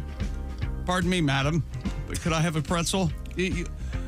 Tom gave them as okay. Yeah, they look like Ray-Bans. Why are they women's? Two Buddy Holly. The shape. The Just thicker. the shape of them look a little The little thicker feminine. temple, I guess. Or on my Do face, you have they your look feminine. others to compare? No, I don't. Oh, That's okay. why I have to wear these. I left them in They somewhere. look fine. They look. What, two Clark Kent, Tom, two Buddy Holly. No, they look What do you good. think? Tortoiseshell? Is that? I think they look fine. Yeah. Yeah, Fine. they look What do you fine. think, Oskey? Weigh in, pal. I love it. You love them? I love everything about it. You look. What is the professorial? Is that a word? That's a good word. You look. Sure. You look like a college professor. Do you think I walk into a college classroom? Oh, you could pull it off. Could I? Yeah. Absolutely. Right. Grab Except a cardigan. You have got Oh one. yes, there's Yeah. McGee. They say he's a closeted homosexual. He's What? Yeah, the glasses don't help. Don't help with the rumors. Yeah, boy. I'm bisexual for starters. he has at his age. and At his age, he has to buy it. My pronoun is them. All of them. All of them. His does, D's. You know, people with multiple personalities refer to themselves as us. Do they? Yeah. Yeah. That's We're- getting or we're- that's or- getting complicated in this gender fluid world. I know. You really get confused. We're going out to dinner. I can't help but notice that Ms. Jess Hooker has joined us in the studio. There she is. And she is wearing an Indiana Fever sweatshirt. I am. In the style of Is it? Chick said it's the Coca-Cola Yeah. style. It is. a little bit. Yeah. It's And red Coca-Cola and logo. white. Okay. Yeah, I went to the game on Saturday. Had a heck of a time, didn't you? They are whoever does the overall presentation, brilliant. Every moment is fun. Good. Jess, I don't know if you heard, they have scoring. They have a scoreboard. They have a The scoreboard WNBA there. games Yeah. now. Slow down. Yeah. The scoreboard is so great. It's got all the stats of what's happening. You know the what? Pacers games? They use this. Yeah, NBA does that No, the too, Fever Tom. has it. But the Fever has it. Yeah, but the Fever, has but the it. Fever, Letting girls They're keep letting scoring girls- now. the Fever has hot chicks though. They don't have a chalkboard. Somebody just- No. Girls keep scoring now. They have my favorite thing though is the Gatlin gun. Oh, the T-shirt cannon. T-shirt Oh, cannon. those are fun. They have real T-shirt cannon technology has taken off. It Yeah. really is. I've decided for our next live show, I don't want the Gatlin gun version because that you need a larger space. Right. But we have got to get a T-shirt cannon. I say you shoot me in the belly with a T-shirt No. cannon on stage. Hang on, and we record it in slow motion like that. The big guy that hit the cannonball in his Yeah. belly. That'd be great. No, I am going to get a T-shirt. I can. I'm looking for one. It's in the budget. But they T-shirt, Well, I don't cannon, know if- launcher gun. Our insurance policy covers that. I was so. just thinking the same thing. They also have the parachutes from the ceiling coming down. those are fun. The whole thing was great. It was a great game. They aren't cheap, my friend. $500. $839. Oh, almost a One rack. milli. Wow. I think you can probably get one slightly used. I'll skip groceries this week. We'll get one. You hear that, Tom? I have to skip food. A T-shirt candidate's worth it. Yeah. I found one for $7.99. There we Same go. One. Keep looking. Yeah, keep looking. Okay. In the meantime, we're going to return to the sports page with Chick McGee. The Boston Red Sox, I'm doing this story just for Tom. The Boston Red Sox have traded Rafael Devers to the San Francisco Giants in a big-time deal. The Giants sent right-hander Jordan Hicks, lefty Kyle Harrison, and outfield prospect James Tibbs III. Call me Mr. Tibbs. Tibbs, that's exactly right. Anybody Call get that me. joke? I wrote it down. I wrote down Mr. Tibbs right there so I wouldn't forget. They called him Mr. Sidney Poitier. Tibbs. Man, that's a good movie. Great movie. Call me Mr. Tibbs. Rod Steiger. How about that guy? I bet he's like that all the time. You think? You're going to dinner?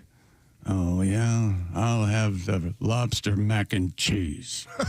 That's what we had for dinner last night. Dinner with Rod Steiger.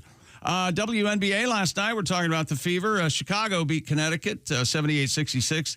Atlanta Dream over Washington, and Phoenix beat Las Vegas. And here we go. The Washington Nationals bat-retrieving dog made his major league debut at Nationals Park over the weekend. I am beside myself with excitement. The 21-month-old golden retriever named Bruce fetched the bat during a ceremony before the Nats' 4-3 loss to the Marlins. There he is with his owner. Oh, good boy. Good boy. He's going. Yeah, I have one job. Get the bat. You know what he's thinking? What? This is great. This is great. He's going after the mascot. Oh my God, he's got the mascot by the leg. He's got the bat. He's got the bat. He picks it up. He picked the bat up. There Oh, look at that. What a good boy. Oh, look how beautiful that dog is. Yeah. Lovely coat. Oh, look at him. He's got his little kerchief on. Uh-huh. Look how gorgeous that dog is. That dog's all nice and young, not like my old dog. Oh. Now, remember, we had the not so successful one last year. Yeah. Went out and took a dump. What happened? It was supposed to be the bad dog, and he remember. Yeah. And being a bad dog. What are we supposed to do when the ladies on the show say things like, he went out and took a dump? I've been in here a long time. Yeah, I'll have to find the story, but yeah, sad. Bruce was presented with a commemorative bat, which he then took a somewhat of a complicated route from the dugout toward first base. Nationals reliever, really, Tom?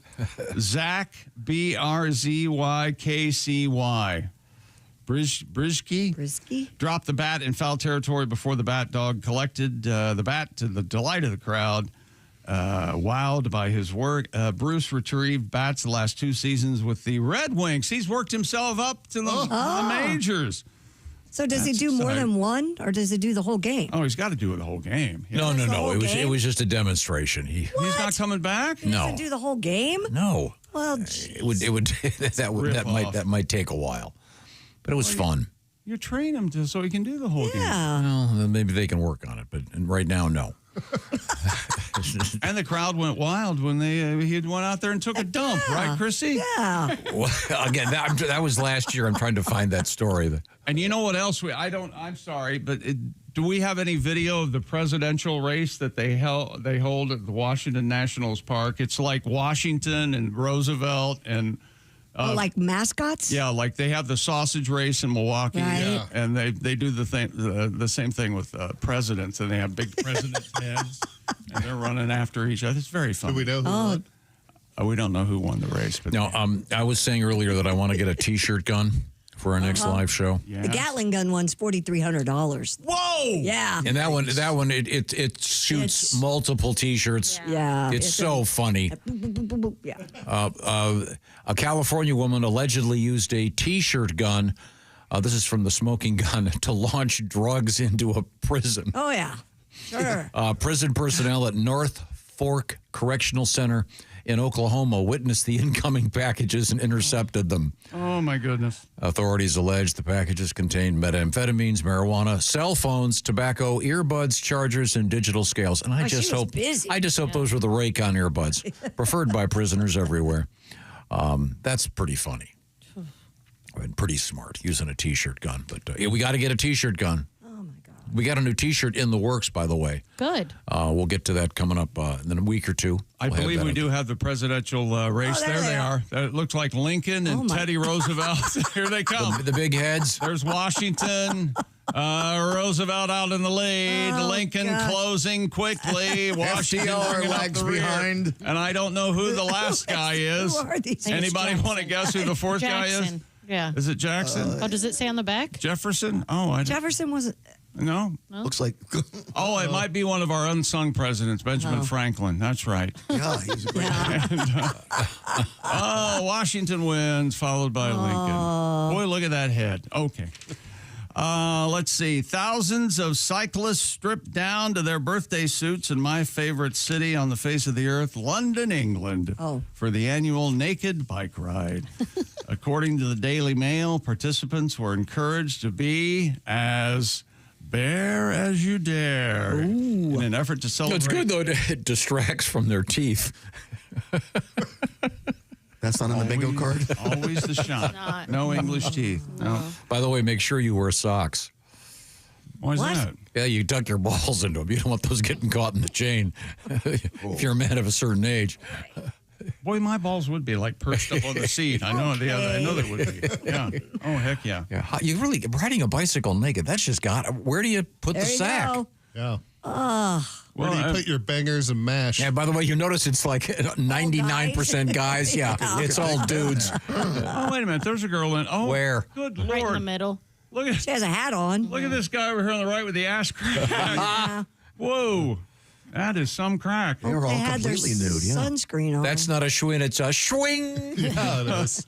Oh, they're backpacks and stuff. That's how they carry their stuff. No, sir. I said stiff upper lip. It's an old British saying, you see. That has to happen. I bet somebody had I doubt it. Unwanted erection. Yeah, they have accidental boners all the time. Is there a guy that calls them? Is there? I wonder if at a bachelor party in England or a bachelorette party, if you can you hire a guy that calls himself Jack the Stripper? That's absolutely guaranteed. Yeah. It's Pretty good. That'd be someone has to have thought of that. It's kind of a really aggressive stripper. Yeah. A lot of scream. Really aggressive. Really pulls out a knife. Knock, knock, knock. I heard there was a woman here who wants to get married. I'm Jack the Stripper. Wow. And they have signs for the ladies. Seriously. What? Yeah. It says mind the gap. Mind the gap. It's an English tube joke, you see. Mind the gap. There are signs saying mind the gap. So you don't step through. And the implication being the gap being her vaginal area, Christy. Yeah, I understand. We got it. It was tasteless, but we got it. Actually, if you want to taste, how do you make it taste your? Now there's a recipe for you. This is Christy's. A new spray on. This is Christy's fault. You talking that way? She started it with the dog went out there and took a dump. Yeah, it's my fault. That's plain speaking show now, I guess, evidently. May I interrupt your sports for a sports story? Somebody would, yeah. We'd like to congratulate Christian Rasmussen because he's in the Java House car, finished third at the Bommarito 500 last night. He had an amazing race. Like, went up 22 spots, was passing right and left. He had a real shot at winning. First podium for him. Congratulations. Of course, Kyle Kirkwood was the winner. And then our friend Pato Award, your neighbor, was second. In the Java House car, number 3. That's awesome. And fortunately, Joseph Newgarden had a scary crash, but he walked away. He's fine. But do you think you and Pato Award, do you think you guys are friends? Do you see him out there? I've met him a couple of times. I see his dogs almost every day. Does he talk to you? He doesn't walk his dogs. It's the two ladies. Do you think he walked his dogs before he saw you walking your dog? And the two ladies speak absolutely no English. That's hilarious. Oh, I'm sure. So we have a lot of fun. Well, yeah. You have a lot of fun, right? You don't know what they're saying about you, though. You realize the louder and slower you speak English, everyone will understand. No, we have to have fun. We have fun. We have fun, huh? Yeah. Once again, I'd like to get their take on this. Yeah, I would too. I have no idea. Crazy man, come down here, yell Did at us. they teach you the word for poop in Spanish? No, they probably say Diablo Blanco. Is that White Devil? White Devil's right. Okay. Yep, that's White Devil, all right. I want to get back to these naked bicycle rides. All right. Oh, yeah, mind the gap. Can you put the photo? Are they wearing helmets? Yes. Yeah, What? yes. Yeah. I think they are. One lady was wearing a hat. They have those. They have the helmets that you can put hats over now. Have you seen that? Yeah, it's like a sun hat that fits right over your helmet. Oh, that makes sense. Yeah, it's cute. Good idea. Nobody looks good in a bike helmet. They haven't got those like they're Well, and the thing, and you can't fashionable. tell who people are in bike helmets. What do you mean, like minorities and things? No, like my friends who bike, who cycle, they'll go, oh, I went by your house. I go, well, I didn't see you. Well, because all the bikers look Were they clothed? like bikers. Yes, they're clothed. Not a muffy on a huffy, if you will. I don't know if those bike riders are like us or not. Hang on a second. When a naked bike riding, the big one in the United States is in Philadelphia, right? That's right. Yeah, that's a huge one, yeah. You have a song about that? No, I don't. Isn't Tom and I were just talking. Isn't it true that that's where they came up with the Philly cheesesteak after watching Yeah. a woman? No, on- that was the Big Montana. Oh, the Big Montana. Have you heard That was about a loose that? meat sandwich from Idaho that was inspired by that. When the ladies are doing a naked bike ride, does it sound like a man walking through You got car wash? for 3 inches of water and galoshes? Oh, No, I think they say it sounds like you're stirring macaroni and yeah. cheese. Macaroni and cheese. Oh, God. That made it worse. Thank you. You're welcome. No, that's preferred, actually. Okay, thank you very much. What's coming up? God. Coming up in sports. Oh, that's interesting. Yeah. More sports coming up, including, let's see, a baseball pitcher who has to change his laces in his shoes after every inning. What? And how much money did J.J. Spawn make yesterday? I'll tell you. Okay. Looking forward to that. Also, we have coming up in the news, we have an update on Daddy Hole Road. Tom. Daddy Ho. Daddy Hole. No. The Daddy Hole. Say it right. Daddy Daddy Ho. Ho. Daddy Ho Road. Daddy Ho. Daddy Ho. Mama Ho, too. Mama Family Ho. I'm a big ho. Family Ho. Okay, thank you very much. This will land somewhere in a wastebasket. We are in the O'Reilly Auto Parts Studios. This is the Bob and Tom Show.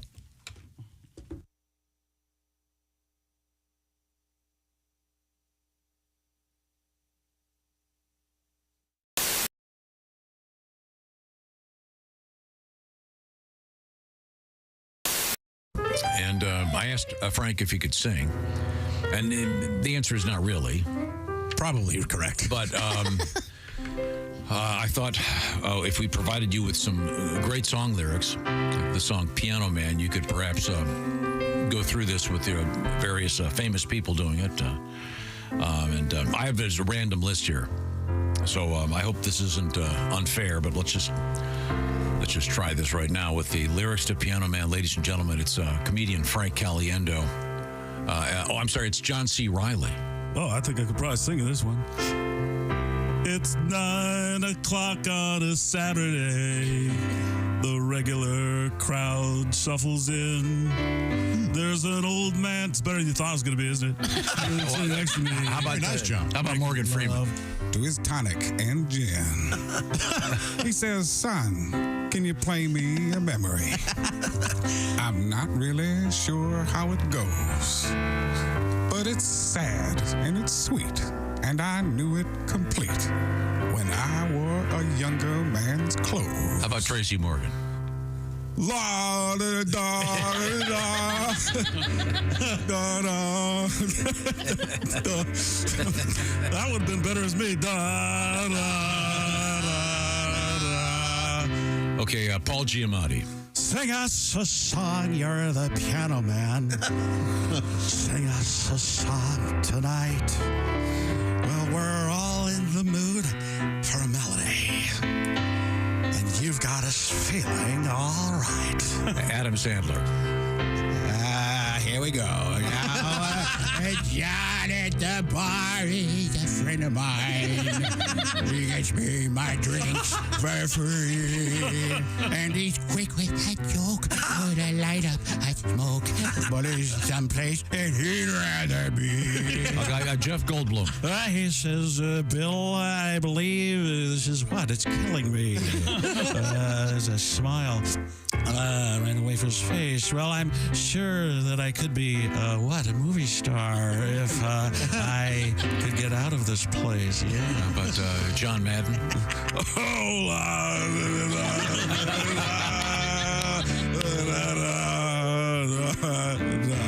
Oh, speaking of sports, Mel Kiper Jr.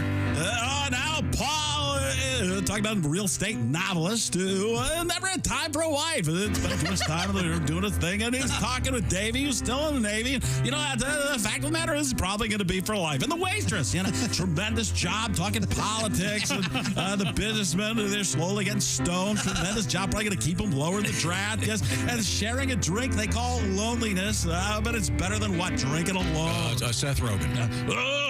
Sing us a song. You're the piano man, I guess. Sing us a song tonight. We're all in the mood for a melody, and you've got us feeling all right. I got something that makes me feel all right, too. How about Al Pacino for an ending here? It's a pretty good crowd for a Saturday. And the manager gives me a smile because he knows that it's me they've been coming to see to forget about life for a while. And the piano, it sounds like a carnival. I thought it was going to cut me off, so I got big. And the microphone smells like beer. De Niro time. And they sit at my bar and put bread in my jar and say, man, what are you doing here? Stephen A. Smith. Oh, la, da da da da dee da da da. Sing us a song, you're the piano man. Sing us a song tonight. Well, we're all in the mood for a melody. And you've got us feeling all right. Very nice. Frank Caliendo does Billy Joel. The Piano Man. Thank you very much. Yes. That was great, Frank. Oh, I feel so... Oh, you're welcome, guys. The reviews are in, and America can't get enough of Chick McGee's Silac commercial. Fanatical fans everywhere are even watching it in reverse. You know, this actually kind of makes sense. Truth is, you won't be finding any retirement checks in your mailbox until you first go back into your house and log on to SilacINS.com. At the Silac website, you'll even find a special link just for Bob and Tom listeners. Hey, hold on now. This part shouldn't be going backwards. There we are. It's SilacINS.com. Don't go backwards in retirement. Look forward to your retirement. Look into an annuity from Silac Insurance. This is Bob Cavoyan for Channel 13 in a special Olympic moment. We are going to recreate the very first time the torch was ever run in history. Cut! The monkey's got no gloves on. Where are the monkey gloves? I'm sorry. I didn't realize I didn't have the gloves on. Sorry. Now we're going to recreate the very first time the torch was run in history. Cue the monkey. I'm not a monkey. I'm a gorilla. There's a difference. Cut. I didn't say I didn't know what you wanted. I know what you want. Mm-hmm. I can't do it. Why can't you do it? I can't go in the woods. Why? I have sensitive skin. I can't. I just can't do it. Sensitive skin. You're wearing a gorilla suit. I was just in the woods. Anybody can go in the woods. Have you ever been bitten by a mosquito? Possibly a carpenter ant? You don't want the gig? If you don't want to do this... I didn't say I didn't want the gig. Tony Siragusa from the Colts. Tony Siragusa said, I can do this. Siragusa cannot... He wanted the role of the gorilla. He cannot touch my gorilla. Yeah, well, he didn't even need the suit, okay?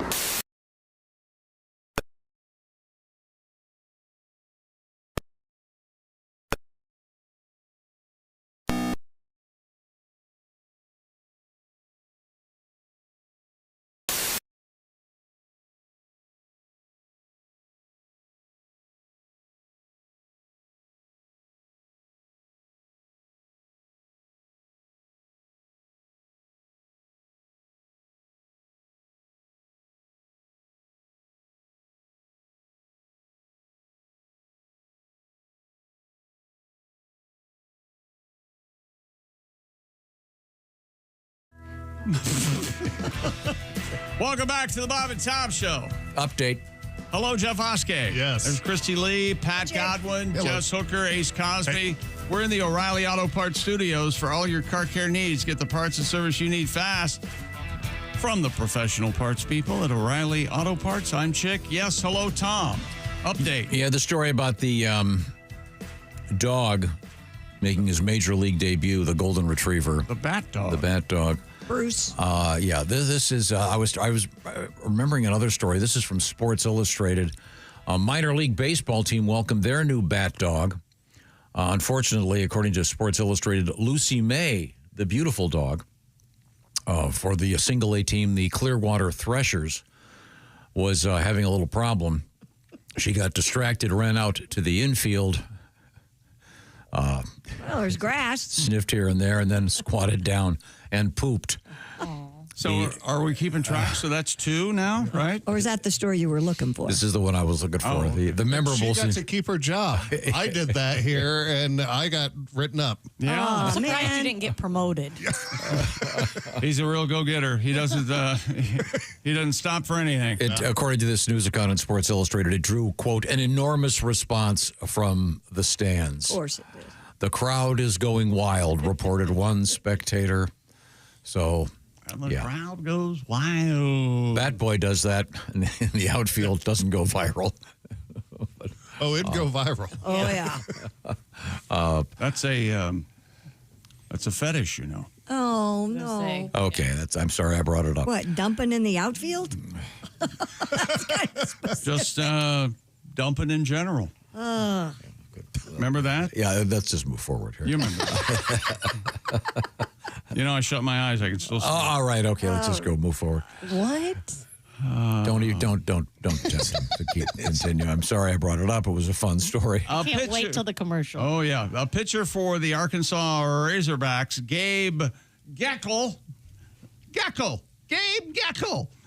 During his first college baseball game of the College World Series, the right-handed pitcher's shoelaces became an issue during the 5th inning because of his unique follow-through. The first ever shoelace delay in the history of the College World Series has been going on for 77 years. Geckel was supposed to be one of the rotation for the Razorbacks during the 25 college baseball season. He did okay, 1.97 ERA, but as you'll see, his foot. Oh, wow. His what do they call it? He's a right-handed pitcher, so his right-handed foot. That's right. Exactly. It drags the shoelace almost flat to the ground, so you can see how it would rough up his shoelace. He almost has to change shoelaces every inning. I don't think my foot would go like that. I don't think it would either. I don't think a ballerina's foot goes like that. That's really impressive. What about Yeah, that's that? it looks like a ballerina up on her toes. Yeah, it's flat against the ground, so he drags it along. Yeah. What do you think about the pants, how those pants fit him, ladies? What do you think about that? Well, I wasn't really looking, but now... check that out. Yeah. Yeah, they're fine, just fine? There's a little bit of separation down there, isn't there? Mm-hmm. All right. He's in college. Does look like So? No college boys? No? Yeah. Okay. No, I don't skew that way. I don't ski that way. Skew. She said skew. Oh, I thought you said skew. I thought you said screw. I think we just came up with a new term. If you're not into something, I don't ski that You way. don't ski that way? Yeah. How about that? I like that. Yeah, come on. No? No. No? Not going to take off. No. Okay. Is it because you respect skiing? That's so correct, much? yes. Is that right? Okay. Do you water ski still? I haven't in ages. I used to all the time. Yeah. And walk us through your water skiing process, Tom. When I was a little boy, I would be water skiing in Little Traverse Bay in Lake Michigan, and I would wear socks. And why was that? Because Mr. Dalton across the street had played the movie The Gill Man for us, better known as Creature from the Black Lagoon. Right. And I was Joanne Dalton's father. I was absolutely terrified that there were creatures swimming down there that were going to come up and grab my foot and pull me in. So I figured if I had socks on, the creature would swim away with a sock. I love kid logic. I love kid logic. I'm totally serious. Yeah. However, the sock would give the Gill Man better grip, I would think, on your. Or he'd be even more double pissed and he'd come after you because he didn't. Could be. Or he'd put the socks on. Oh, yeah. Those webbed feet. I had a couple pulling off a wet sock is. Yeah, again, when you're 6, Right, exactly. the logic. I saw some crazy things out there. I remember one time I'm water skiing and you're flying behind the boat. This is great. And you ski over a dead deer. What? Yeah. The deer, they say, would see the lights of Charlevoix. They'd start swimming and they would drown. Oh. God, you could have kept that story to yourself. A deer carcass, but then of course you fall and you're thinking, oh my God, I'm 100 feet from a dead floating deer. I'm up to my neck in deer. No, at our lake house, before the kids go down the slide, I have to go down and make sure there's nothing floating. And it's kind of like get a stick and push it on down the river before they hit a dead raccoon that's floating or a carp or something. Wow. Yikes. And that's why I don't swim in lakes. Ugh. Yeah. No kidding. No sharks. As the oldest cousin, I would go to the bottom and pull up as much seaweed as I could and wrap it around my head and come up and scare all Oh, that's terrible. Oh, I was horrible to them. I would get in the water and hide under the dock, and then when they would get in, I would grab their feet. God. See, that's why I was terrified. Yeah. You guys don't know this, but you're in the presence of the third-ranked tuber for the Midwest United States. Right, Really? Right over here. Yeah. Wow. She was world ranked. Yeah. Yes. It's unbelievable. Now, this will date me, but when I was a kid and we would go tubing, it was really a truck tire tube. Yeah. And it had that. Oh, wow. A huge spindle that Yeah, they you didn't want to used- sit on that side. Yeah. And the thing was like 6 inches long. Yep. What is that? What is that called? Will you stop doing that with your hand? This. The nozzle, I don't know what it's I'm making called. you horny. It's what you used to It's the put air in it. Yeah. Fill valve. But it would stab you as you were being. Yeah.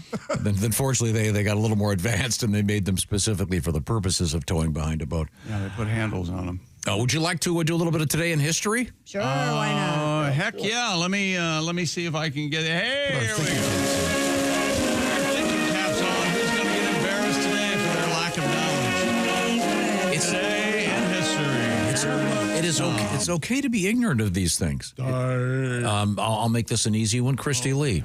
Yeah. Says the guy who has all the answers in front of him. Yeah. I'm apologizing. benefits of a classic. I'm apologizing. I would not have known this. 1884, the first roller coaster in America opened where? Coney Island. Very good. That was just a guess. Well, it's the first amusement park, wasn't it? Was it? Ever? I didn't say it was tough. Was it the Blue Streak? We had roller coasters in the news this morning. Kings Island once again is asking people on their roller coasters to close their mouths because of the cicada swarms.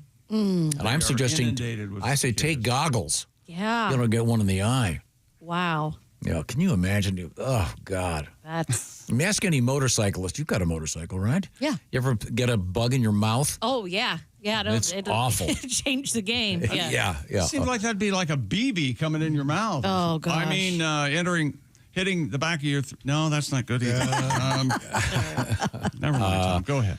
Henry Ford incorporated the Ford Motor Company in the state in 1903. Is that right? Yeah. Remember, you can have any color Model T you'd like as long as it's black. Yeah. In 1935, the United States Congress accepted FDR's New Deal.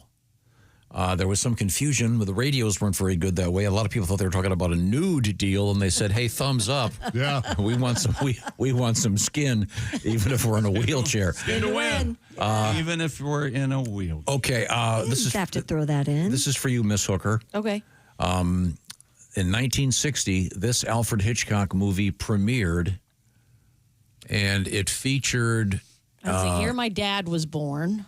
Okay. I'm going to say, who did it feature? What did it feature? It featured a famous shower scene. Oh, Psycho. Easy. Yeah. Psycho. Yeah. That was not. I thought that was earlier than that. Didn't she like struggle to shower after that? Yeah. Like got think like so. it really messed with her. And the filming that? and apparently Hitchcock did not. It was cold water. Yes. Ice cold water. So that's one of the reasons. For the shock value, yeah. And she was screaming. And the blood was what? Cairo syrup or something? Yeah. No, the black Hershey syrup. I think black. Oh, okay. The movie Grease opened in 1978. Which was interesting because it just showed what the 50s were really like when all the high school kids were in their 40s.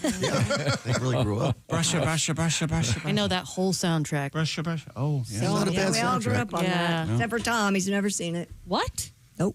You've never seen Grease? No. See? Oh, Good for the you. dumb musicals you like, and you haven't seen Grease. Everyone has Grease memorized. Certainly We did, yeah, we did. It's a That Mamma Mia. Yeah. a lesser movie. Grandma's here. Not that one. That's Mamma Mia 2. Cher, one right? That's doesn't Mamma Mia count. too. That Mamma Mia 2 doesn't count. It's like Godfather 3? Yes. I had no idea. It's only Mamma Mia. Mamma Mia, Mamma Mia. 1980, the Blues Brothers movie premiered in Chicago on this date. Boy, oh boy, I might get in. That's a bad movie. Oh, there's so Have many you ever great tried scenes. to watch it? Oh, man. The musical artists make it. Sure, but Second half. Just listen all to the soundtrack. crashes and stuff. Yeah. Yeah, listen. Even the second, the second one is really awful, but the music is great. Yeah. What is it, Blues Brothers 2000 or something? Something like that. Yeah, John Goodman's They in got the that. kid and ugh. Yeah. Oh, yeah, the little the Oh, boy or jeez. whatever. Yeah, but the sound, the music is great. Happy birthday, Geronimo, famous Apache leader. You know, you can't keep Geronimo in an airplane. Did you know that? No, he won't. He keeps jumping out. Tom. What would he say if he were parachuting? Oh, he screams Okay. me. Yeah. How did it get started that you yelled Geronimo when how you did do that that? happen? How did that start? That's a great question. You know? I will find that out for you. Because it's. Thank you, buddy. I appreciate No, that's a that. fair. It's a fair That's a great question. question. Usually, you ask things that are unreasonable and yet ignorant and stupid. But that was What a do you good think question. Geronimo's pronouns were? Oh, my God. Probably, I'm a badass. Yeah, Be careful. Happy birthday, the Southpaw Phil Mickelson. Lefty? They call him Lefty? Yeah. And then Tupac Shakur, born in this state in 1971. I'm surprised he didn't just go with one name. Tupac?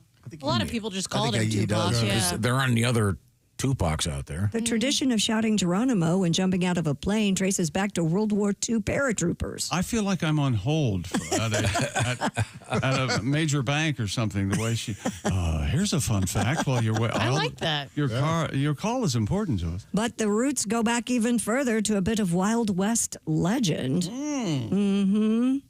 Apparently, in 1940, the U.S. Army was training its first paratroopers. During their training, a group of soldiers decided to ease their nervousness by honoring a well-known Apache leader, Geronimo, who was a symbol of courage and fearlessness. So the night before, some soldiers went to a nearby cinema, saw a film called Geronimo. Later, over drinks, they decided to use the term Geronimo when they jumped out of Question the plane. answered. There you go. Good to know. Thank you very much. Before that, it was B. Arthur, because she was a badass. Yeah, that was B. Arthur! That was a mouthful going down. Yeah. Mess with her. Coming up, we have Give her a reason. Oh. we have mosh pit update. We have a manure truck, In the news. liquid manure truck. You guess what happened? And an update on Daddy Hole Road. Daddy Ho! Daddy Hole Road. It's all coming up from the O'Reilly Auto Parts Studios. This is the Bob and Tom Show.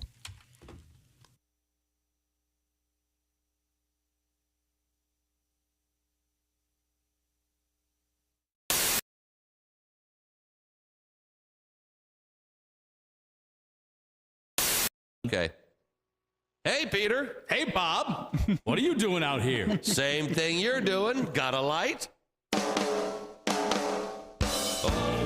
are smoking in front of the building. We are standing. We are talking. But mostly, we are smoking. We are smoking in front of the building. Oh, we are smoking in front of the building. We are puffing. We are gagging. We are happy because we're smoking. We are smoking in front of the building.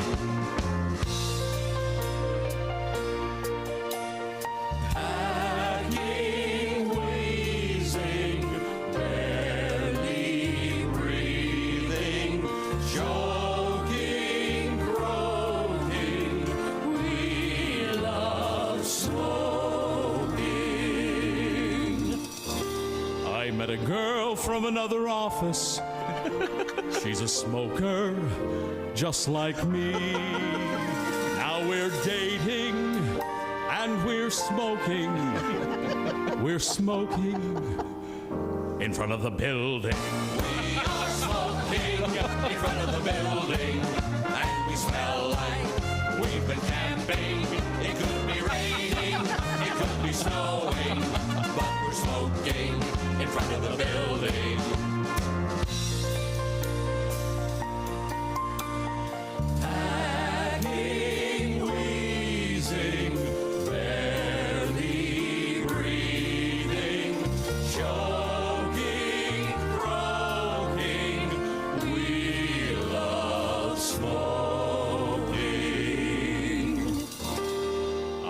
never was a smoker until I looked outside.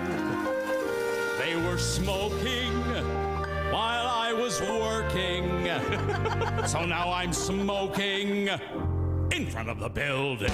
We are smoking in front of the building, and the ashtrays are overflowing. We are smoking instead of working. We are smoking in front of the building. We are smoking in front of the building. We are standing, we are talking, but mostly we are smoking. We are smoking in front of the building. Smoking in front of the building. Smoking.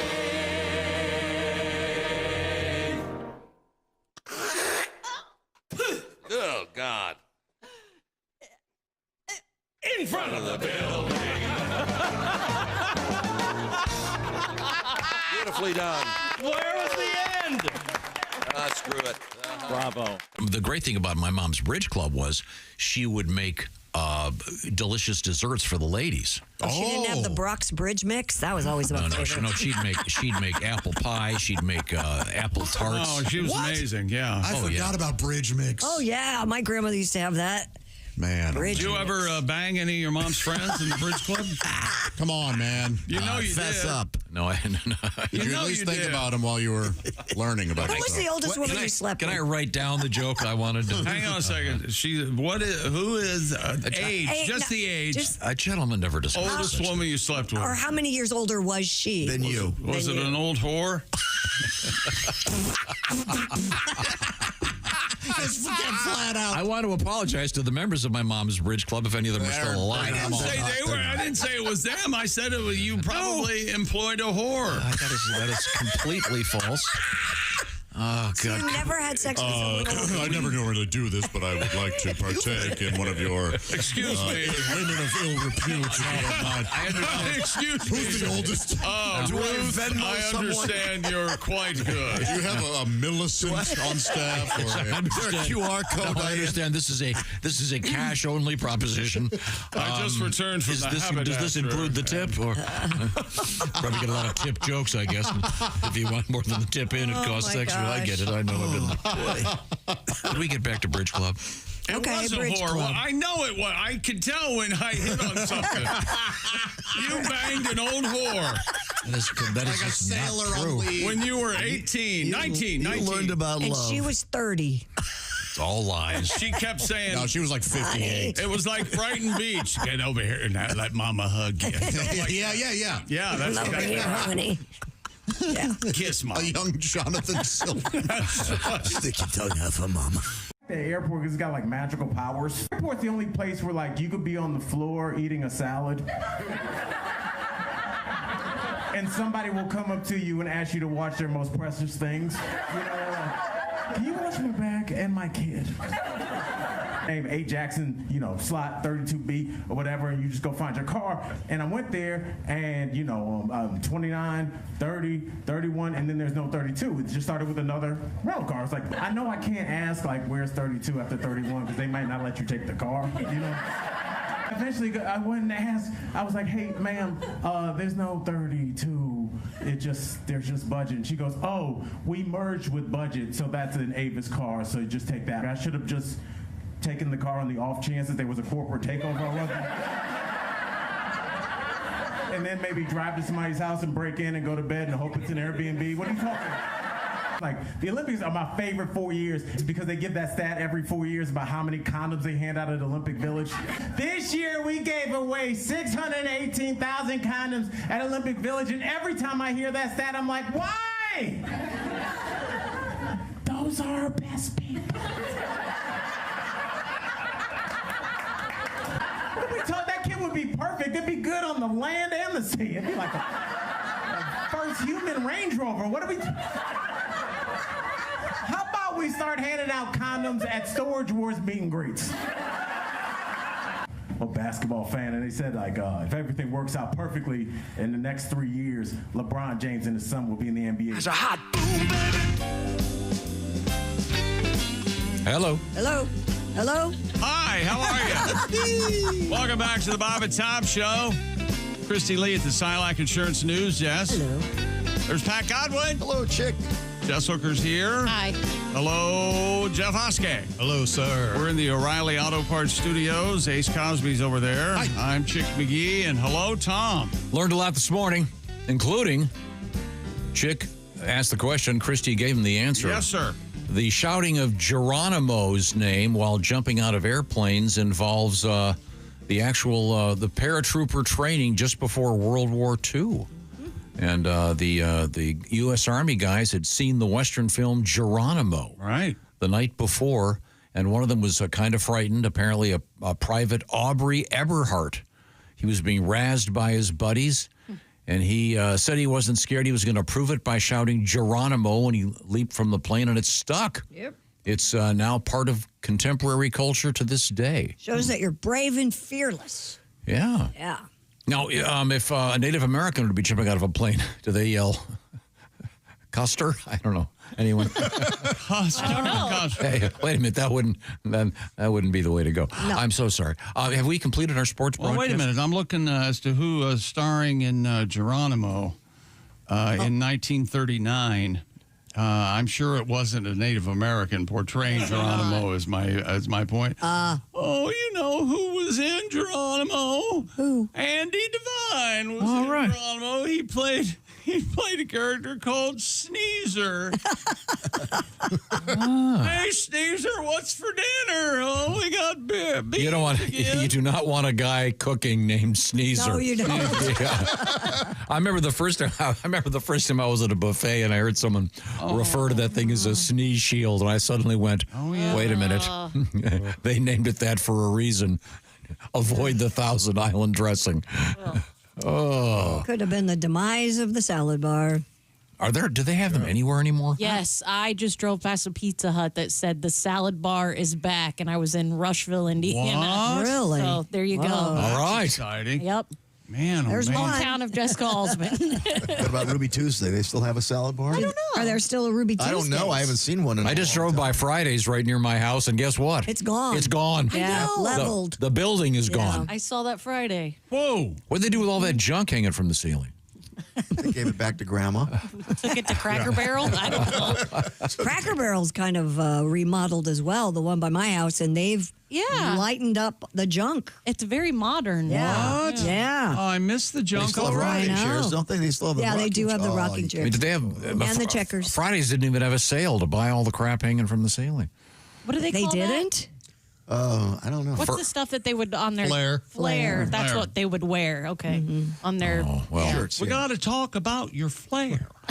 Let's move forward. Now, have we completed what we call a sports broadcast? Finally, how much did J.J. Spawn win cash-wise for capturing the victory at the U.S. Open? $4.3 million. Whoa. What he pocketed yesterday.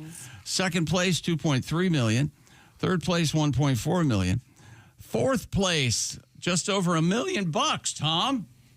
Wow. Maybe you should take golfing. No. You were pretty good, weren't you? No, I was never any good. Right until you threw your clubs into the lake. A club or two. Do you remember what you said before you Geronimo. Geronimo. I have a question. I have a girl question about this. Why were there so many players so emotional during this tournament? The guy who won it. No, I mean like anger. Like, is it that hard? Does it make them that? The course was really like Rory threw a couple of just tomahawks. At one point, none of them were under par. Yeah, and it was it's that hard. That's what I'm asking. Well, the conditions were so terrible. It was it was rain and nonstop rain, humid. It was awful. And there was a guy who destroyed one of the locker rooms. I missed that angry. part. Really? They said they're the beautiful wooden lockers, and they were over 100 years old, and he destroyed them. Yeah. Yeah. Kind of wild. Well, if that had happened at the Masters, he would have been summarily executed. Yeah. They take it very seriously. Right there at the 18th. And was this where the guy got the albatross? Yes. I forget his name right now. That's an incredible Which is thing. what? Three under on a par 5, 663-yard hole. He had got a 2. Got a 2. Got a 2. Shot a deuce. Doesn't happen very often. That sounds like something cool. I'd shoot on a 5-yard, a 600 par 5 because I'd say, put me down for a 2. I got a shot of 4. Put me down for a 2. I said, put me down for a 2, unless I put you down 6. You know what I mean? Under. Feet under. Now, it's time for us to move over to Hang on. Scotty Scheffler's 7th place, tied for 7th, $681,000. We get it. They all got paid a lot of money. You don't have to read every one. Guy that came in 40th. John Rahm, 600. Boring. Okay, Brooks Koepka. No one cares. 400,000. Okay. Christy Lee is at the Silac Insurance News Desk. What have we missed? British officials say an unusual road sign in Torquay has been reportedly stolen. Where? Torquay. Torquay. Do you know the way to Torquay? Do you know the way to Torquay? Reportedly stolen by souvenir hunters. We talked about this last week. Counselor Nick By said street signs on Daddy Hole Road have disappeared and been replaced twice in this term of office. Mr. By said during a cabinet meeting, quote, why does it get taken away so frequently? Who knows? But according to the BBC, of course, the unusual name is said to come from the old Devon usage of the word daddy as a reference to the devil, which is how the word devil, daddy hole came to be. Has nothing to do with, you know what? Apparently, legend has it, the devil lived in a cave at the base of the cliffs. And it's promoting... which were formed when a chunk of limestone fell into the sea, creating the daddy hole. It's promoting prostate cancer tests. Is it? Yeah. Okay. Daddy hole, if you're over 40, talk to your doctor about having your daddy hole checked. Jess, I don't know if you saw, so that people will stop stealing the sign, they're changing the name of the road to Mom's a Slut. Doesn't have the ring of that daddy hole. Now, I found this just for Chick. Okay. This Daddy Hole is the real name of a place in England. Right. This is charmingly odd British towns names. Oh, yeah, and you can take a tour of them. Yeah. There's one called Upton Snodsbury. Mm-hmm. That's quite near North Piddle. Oh. There's a place called Puckle-Church. Puckle-Church? I like that. Mm-hmm. Puckle? I prefer Piddle for if I'm going. I need to Piddle is what I'll say. I Yeah, go to you the and my bathroom. grandma. Yeah. All right. I'm Granny's gonna go Piddle. There's a town called Barton in the Beans. Is there any snatchers cleft in that list? There's a place called Droop in Dorset, UK. There's also a Droop, West Virginia. You haven't found the city called Shidington? But it's not pronounced that way? I haven't seen Shidington yet. Oh, they say it the other way? Mm-hmm. There's Diddling, which is where my sister lives. Really? Diddling? I bet she does. Didling, Diddling. She spends a lot of time in Diddling. There's Climping. Climping? Which does sound like a sex move. Yeah. Yeah, they were climping, and we had to get a suture kit. Sounds like something you do to your hair. Yeah. Oh, yeah. I climped. There's a place called Nether Wallop. Huh. Got me right in my nether wallops. And this is funny because this predates the digital age. There's a town in England near the River Asker. The town is called Uploaders. Oh. That is predating all the... There's Crudwell, where the crud is stored. Puddletown. I'm going to Puddletown. There is a town on the coast of Devon called Westward Ho, which I think is a movie. There's a place called Mudford Sock, which sounds like a band. Yeah. The Mudford Sock Brothers. Yeah. In North Yorkshire, there's a town called Blubberhouse, which sounds like a fatties. Yeah, whorehouse for fatties. Whorehouse for fatties. And in Lincolnshire, southwest of Humby, there is a town called Bitchfield. Really? I got a couple hey nominations. Yeah. Somebody wants to move to Bitchfield. Could we get on that? How about Papelwick?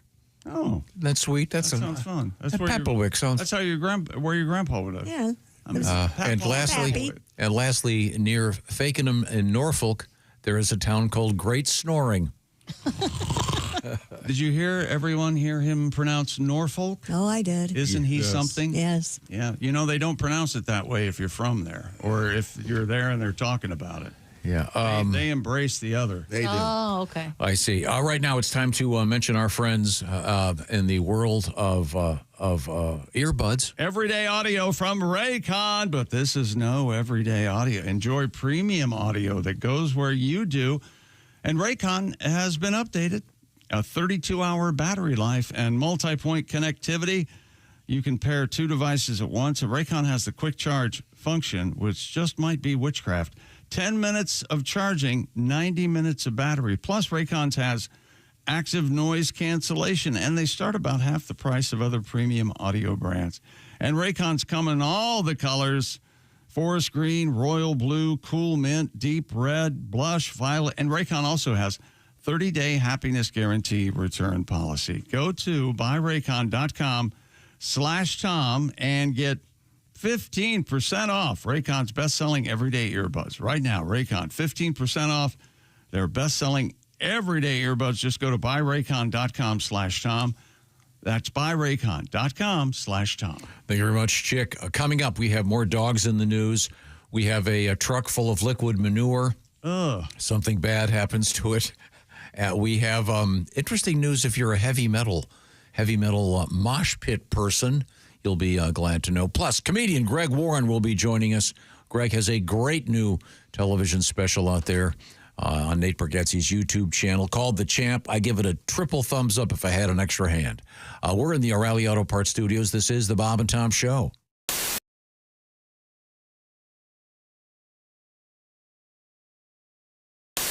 A tribute to the Chicago-born Robert Prevost, the new pope.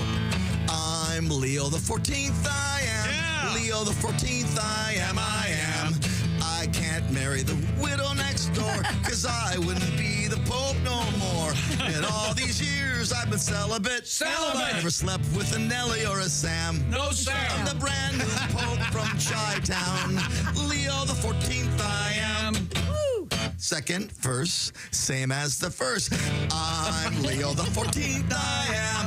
Leo the 14th, I am. I can't marry the widow next door, because I wouldn't be the Pope no more. In all these years I've been celibate.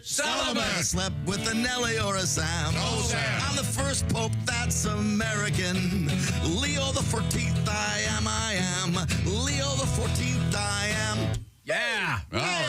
All right. A nice tribute. I'm sure they'll be playing that at White Sox games during the seventh inning stretch. Hello and welcome to the wildly successful Mr. Obvious Show. I'm your host, Mr. Obvious. Let's take a call. Hello, Mr. Obvious Show. Hello, is this Mr. Obvious? Speaking. Hi, Mr. Obvious. Long-time listener, first-time caller. Just want to say, first of all, I really love your show. Really enjoy listening to it. I think you do a great job. Well, kind words indeed. And thank you, caller, for calling the Mr. Obvious Show. No, Mr. Obvious? Yes? Here's my problem. Oh, okay. Well, the thing is, I think I got some kind of animal trapped in my house. Oh, yeah, like a pest problem or something? Yeah, well, it's even bigger than that. I think it's some kind of critter that's trapped down underneath my sink somewhere. Oh, my. Now, do you live in a rural section of town? Yeah, as a matter of fact, I do. I live on the outskirts of town here, and well, here's the thing. I think it's caught underneath my sink, and I've opened the doors and my cabinets there and looked underneath, and I can't find it anywhere. But I can hear him down there making noise. Oh, you say you got a critter and you can hear him. Now, what kind of sound does he make, caller? Well, it's kind of a growling, kind of, well, I'll try to imitate it for you. It's kind of like... kind of like that. This is under your sink in your kitchen? Yeah. I mean, it sounds like you might be caught down there in the pipes. Now, this is not uncommon for your rurally located homes to have a raccoon or a possum under the house. Now, but you say he might be stuck in the pipes? Yeah, that's what it seems like, because, in fact, I think that's how he's living there. He seems to eat stuff that my wife throws away down the sink after dinner. She'll wash the leftovers down the sink after we get done eating. I think that's what he's eating, because I can hear him down there growling and chewing. Huh. What was the sound again, caller? Well, it's she'll put the stuff down there in the sink and run the water, and then you can hear him. It's kind of going. of like that. Huh. Now, is there anything else that corresponds with the growling that your wife does there in the kitchen? Well, it does seem like it usually happens whenever she tries to turn a light on. There's a light switch there, and she'll try to turn it on. Thing is, the light don't come on. I think the light bulb must be burnt out or something, but I can't even find a place to change the light bulb on it. Anyway, she'll try to turn that light switch on, and you can hear him down there just seems to make him mad as anything. This is in the kitchen under the sink, right? Yeah. Yep. And, I figure he's caught in the pipes. Right. So I figured try to get him out of there. Well, I reached down there with my hands when I heard him growling. And I mean, that thing about ripped my fingers off. Bit into me. Boy, it hurt. Well, I think I know what your problem is, caller. It's a garbage disposal. So, is that something like a raccoon? No, caller. It's No, it's something littler like a mouse. No, caller, it's a machine that's hooked to your drain pipe there under your sink that chews up food that makes it rinse right down the pipe there. It's an actual machine. It's not an animal at all. Huh. Yeah, that's what it is.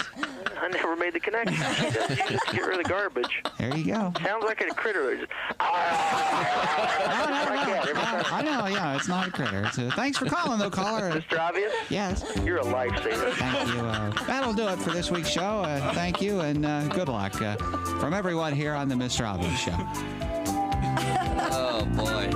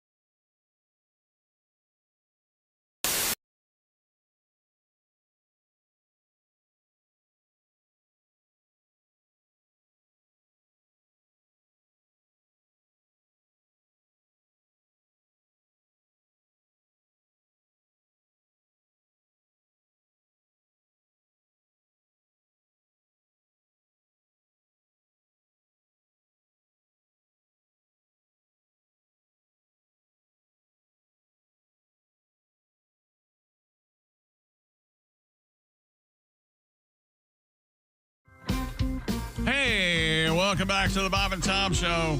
Got a letter here. It's going to be great. Hello, Christy. Hi. There's Pat Godwin. Hello. Jess Hooker's here. Hello. That's Jeff Oskey. Jeff Oskey. Ace Cosby's here. Hi, Chick McGee. Hi, Tom. We're going to check in with Greg Warren. No, he can wait. I got a letter. Sorry. There's Greg. Hey, Greg, how are you? Hey, how you guys doing? I understand Chick's got a letter. Very excited about it. I was complaining, Greg. I don't know where you stand on this, but I think you're much like me, a strong American male. I don't approve of flip-flops, sandals, or anything of that nature unless you can stick your feet in sand within 2 steps. You on understand? a man. You understand? On a man. Okay. Yeah. Okay. Yeah. Well, this is from Jason, and he lives in St. Louis, oddly enough. I know this guy. Dear Chick, heard your comment about men in sandals. I work in the biggest beer factory in St. Louis. I wear sandals every day, ... We go to all caps. What's it to ya? Whoa. Whoa. Them's fighting words. Well, it gets worse. I wear them so much, my nickname at work is Flip Flop. Oh. I actually wore them to a meeting one time. My boss gave me a really hard time about it. I went and put my boots on, and that's when I came back, and everyone started calling me Flip Flop. That's my congressman's name. Flip Flop? Oh. That was 10 years ago, and Flip Flop has stuck. Love the show. P.S. Go Cowboys.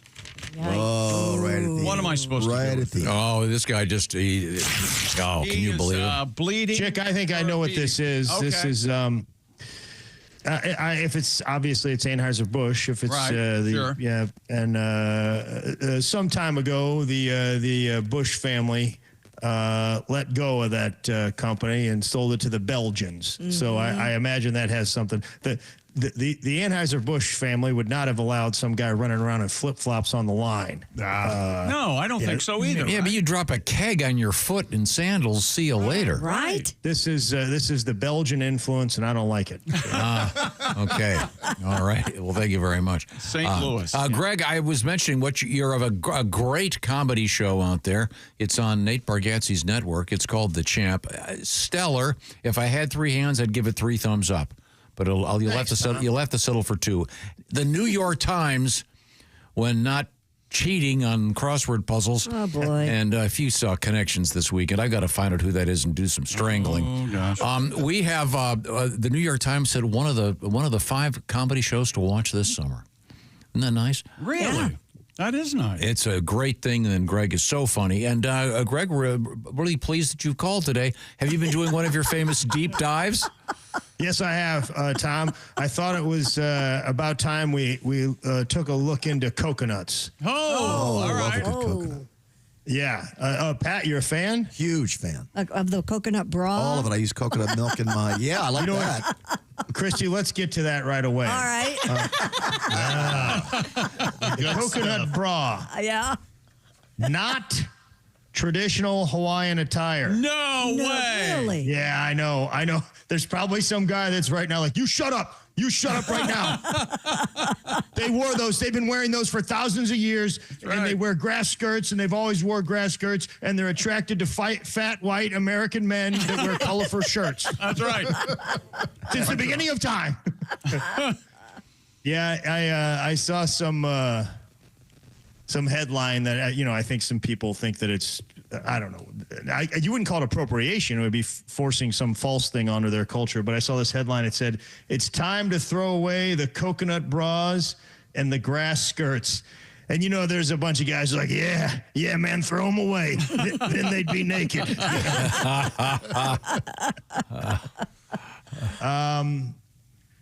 2% of injuries in Papua New Guinea Provincial Hospital were caused by falling coconuts. Ooh. Oh my gosh.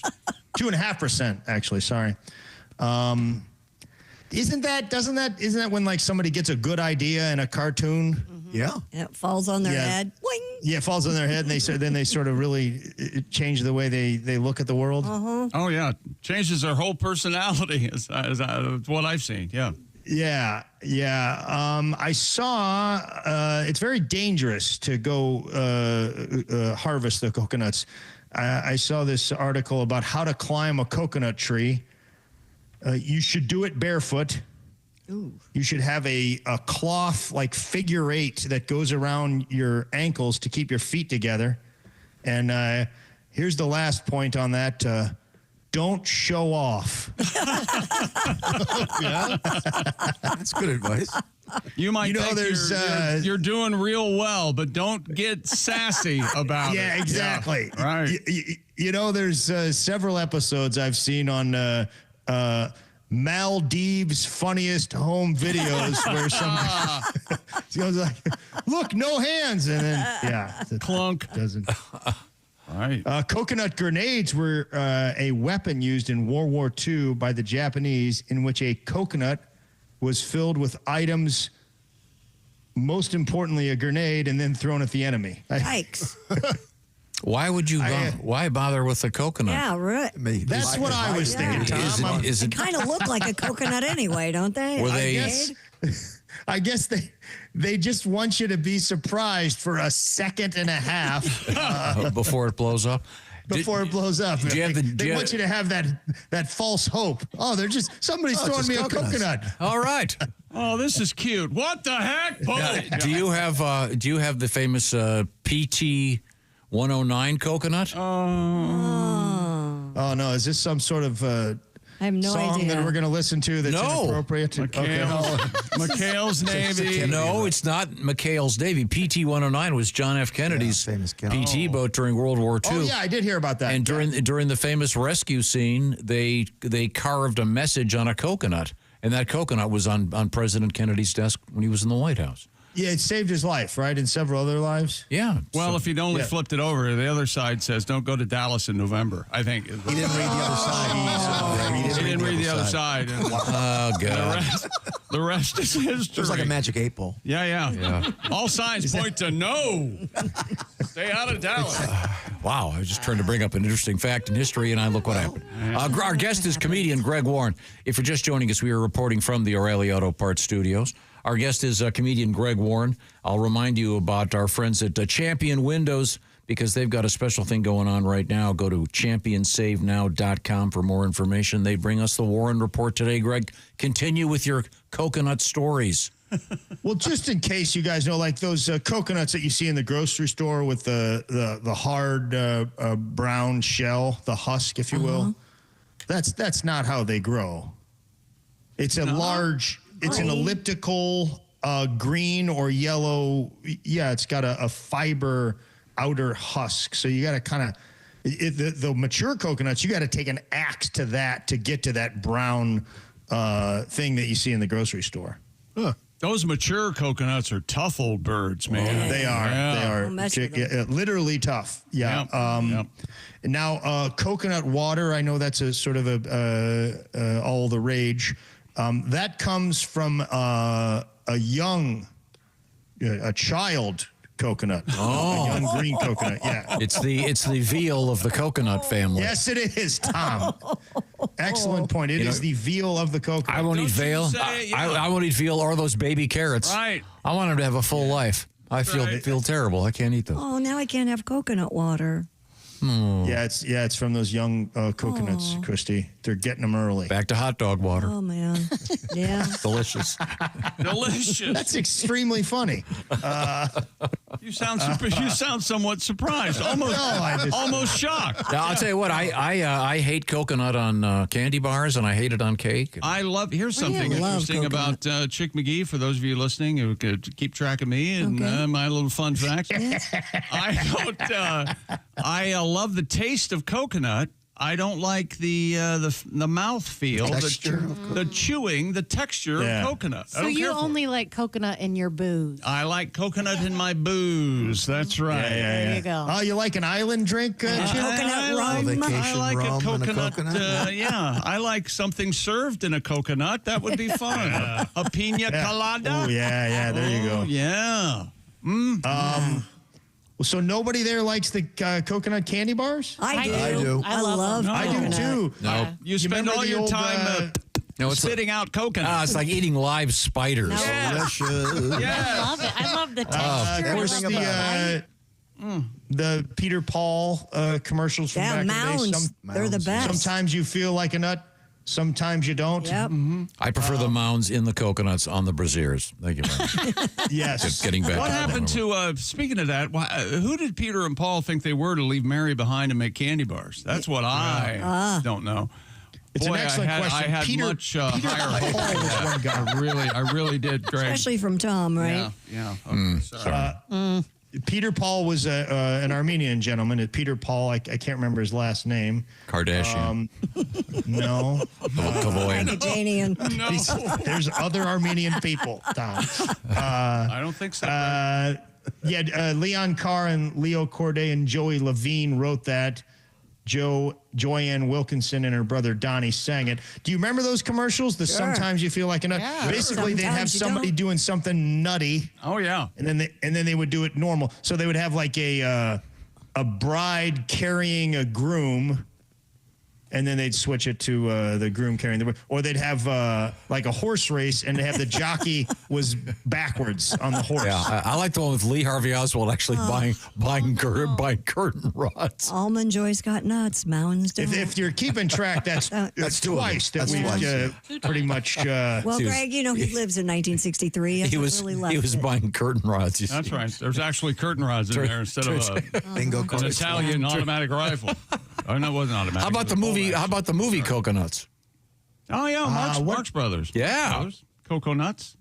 Yeah, I believe I didn't see it. Is it a good film? Oh, it's great. It's Marx Brothers movie. I think it's spelled coconut. COCOA. Yeah, you're right. Very good. Very good. Oh yeah, I'm a Marxophile. Marxophile? And the one brother is pronounced the one brother is pronounced Chico. That's right. Oh. Yeah. Yeah, it looks like Chico, but it's pronounced Chico. I tell everyone I'm named after Chico. Oh, that's nice. It's not true, but okay. All right. We can start calling you Chico. Now we're speaking once again with comedian Greg Warren, discussing the phenomenon that is the coconut. Continue, please. There's a game that goes way back to 1890. It's called Coconut Shy. Basically, you think of a stick, a wider stick, and you put a coconut on the top of the stick, and you throw a heavy ball to try to knock the coconut off the stick. Oh, the last played never. Yeah, I'm going to guess. Oh, no, they're still playing it, Tom. They're still playing it. Where, in Bora Bora? Maybe. I tell you what, at the I bet they keep score like this. Is this one of those bad cruise ship games? 3-0. Well, nothing to do again today except wait for the buffet to open. This is a good game.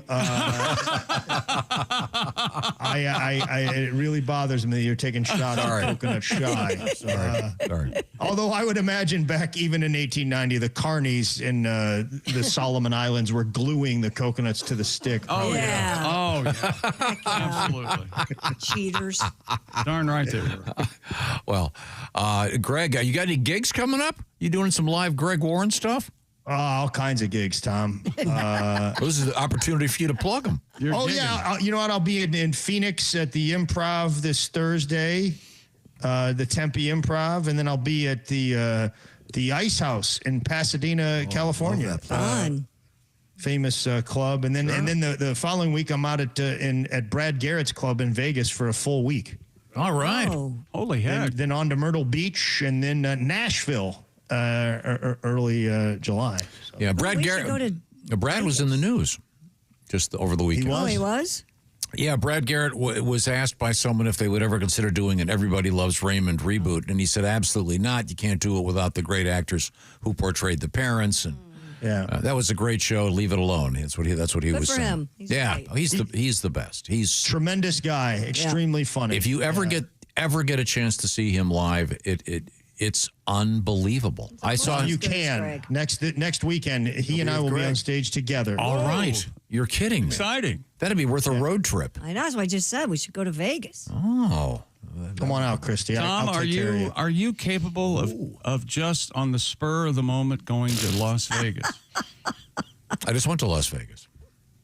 No, you went to see a concert that you had tickets for, and you knew you were going. The term "spur of the moment" means. Yeah.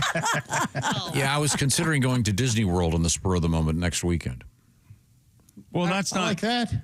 Greg's not going to be at Disney World with Brad. He's going to be in Vegas. Yeah, but Greg's not going to be the Haunted Mansion and all the cool stuff at Disney World. So are you saying you'd rather go to Disney World than go see Greg Warren's comedy? Because I can watch Greg Warren's comedy in that great comedy special called The Champ on Nate Bargatze's network. Nate Land. Cited by the New York Times as one of the 5 comedy shows to see this summer. Wow. Well, that'll be great, Greg. Yeah, be sure if you see Brad, tell him a special hello. I just think he's such a wonderful guy. Yeah, I will. He's awesome. Besides being a terrific actor and comedian. And so handsome. Yeah, he's great. I did, one of the first times I met him, I told him I liked that movie, Music and Lyric. He played like the manager. Hugh Grant's manager. Yeah. Yeah, and I thought he was just so funny in that, and I'd never met him before, and I was like, that was an awesome movie. He's like, that movie almost ruined my career. I don't think, I don't know. I guess, I don't know. I thought he was fantastic in that movie. Yeah, it was. Yeah, ask him about the British guy who played Jackie Gleason. Brad wanted to play Jackie, and I guess they didn't see it that way. Mark Addy, I think they got. Yeah, ask him about the time he said at the end of opening for Mr. Frank Sinatra, he said, "Stick around for Frank." Ask him what happened after that. Oh, really? Yeah, I don't think we can tell it on the air. Okay, yeah. I mean, and those Jimmy John commercials, I love those so much. Yeah. They're terrific. Well, thank you very much, Greg Warren, comedian. See him in Vegas or at the Ice House or in Nashville. Or go to Disney World. It's up up to you. Yeah. Okay, yeah, they're both very nice. If you end up playing anywhere near Orlando, let me know. I can kill 2 birds. Love you guys. See you later. Greg, you are the funniest. This portion of the Bob and Tom Show brought to you by our friends at Java House. Hey! The official coffee of the Bob and Tom Show. Java House, the official refreshments of the Bob and Tom Show. I went on a bike ride to Java House yesterday, as a matter of fact. Did they post a picture of me and one of my daughters standing in front of Java House? If you have seen it, you're probably wondering why the pants of one of my blue jeans is rolled up to my knee. What happened? I was in my bike, and I didn't change into shorts, and I didn't want to get caught in the thing. It's rather unusual. I didn't notice it till I noticed the photograph. I forgot to roll my pants down. It's rather unusual. Java House, peel and pour pods. That's what this is all about. Java House is revolutionizing coffee, tea, etc. in your home, in your office, on the road, etc., etc. The Java House, peel and pour pods. Tea, coffee, lattes, energy drinks. Cocoa, even hydration drinks. I'm about to have one, as a matter of fact. Java House, the perfect solution for your office break room. In fact, something special going on right now. Visit javahouse.com. Click on that Java House for your office tab there and sign up for a free in-office demo at Java House, javahouse.com. What did I do with? Oh, here we go. I keep one up here just so I can show you what they look like. It's a little bit bigger than a Keurig cup. By the way, biodegradable. And this is the amazingly smooth cold brew Colombian medium roast. You peel, you pour, you add your water, and that's it. No machinery is required. Java House, delightful coffee, tea, etc. Get the details, javahouse.com. Coming up, we have Christy Lee. Yep. She's got some news coming our way from the Silac Insurance News Desk, including a raccoon released in a crowded bar. It does not end well. We'll find out what that's all about from the O'Reilly Auto Parts Studios. This is the Bob and Tom Show.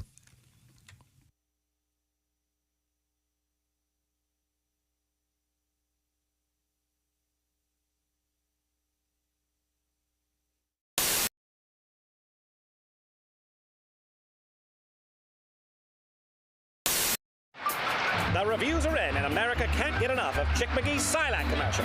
Fanatical fans everywhere are even watching it in reverse. You know, this actually kind of makes sense. Truth is, you won't be finding any retirement checks in your mailbox until you first go back into your house and log on to SilacINS.com. At the Silac website, you'll even find a special link just for Bob and Tom listeners. Hey, hold on now. This part shouldn't be going backwards. There we are. It's SilacINS.com. Don't go backwards in retirement. Look forward to your retirement. Look into an annuity from Silac Insurance. Hi, everybody. We're at the Indiana State Fair at the Dairy Bar, my favorite stop, my first stop here today, because we had to get some delicious shakes. While I was waiting for Josh to get here, I noticed that I probably am skewing the median age.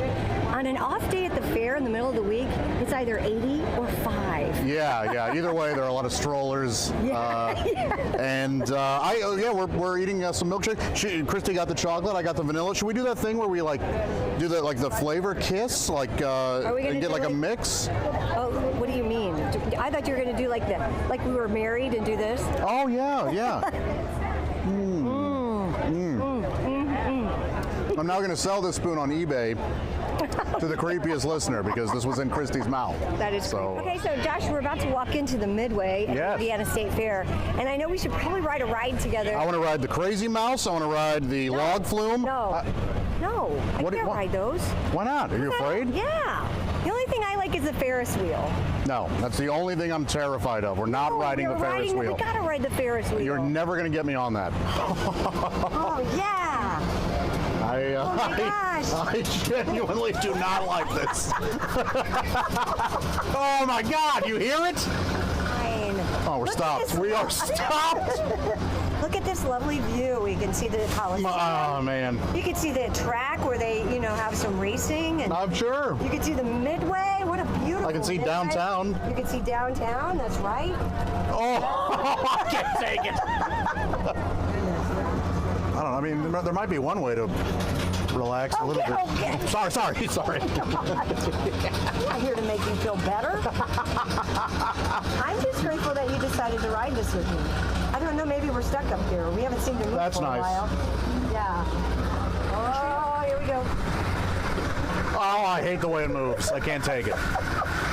It's I feel like we are going down. We are. See? Now we're going back up. Very nice. We are swaying far too much. We are not swaying, Josh. Ooh. We are not. All right. Oh, we're done. Oh, damn it. Josh, I'm really sorry. I had no idea that really would get to you like that. You know what I'll do? Since you did that for me, I'm going to ride one of your rides. Oh, you really like that, didn't I? Maybe I shouldn't do that. No, I don't really want... I'm backtracking. No, I didn't mean that. I didn't mean it.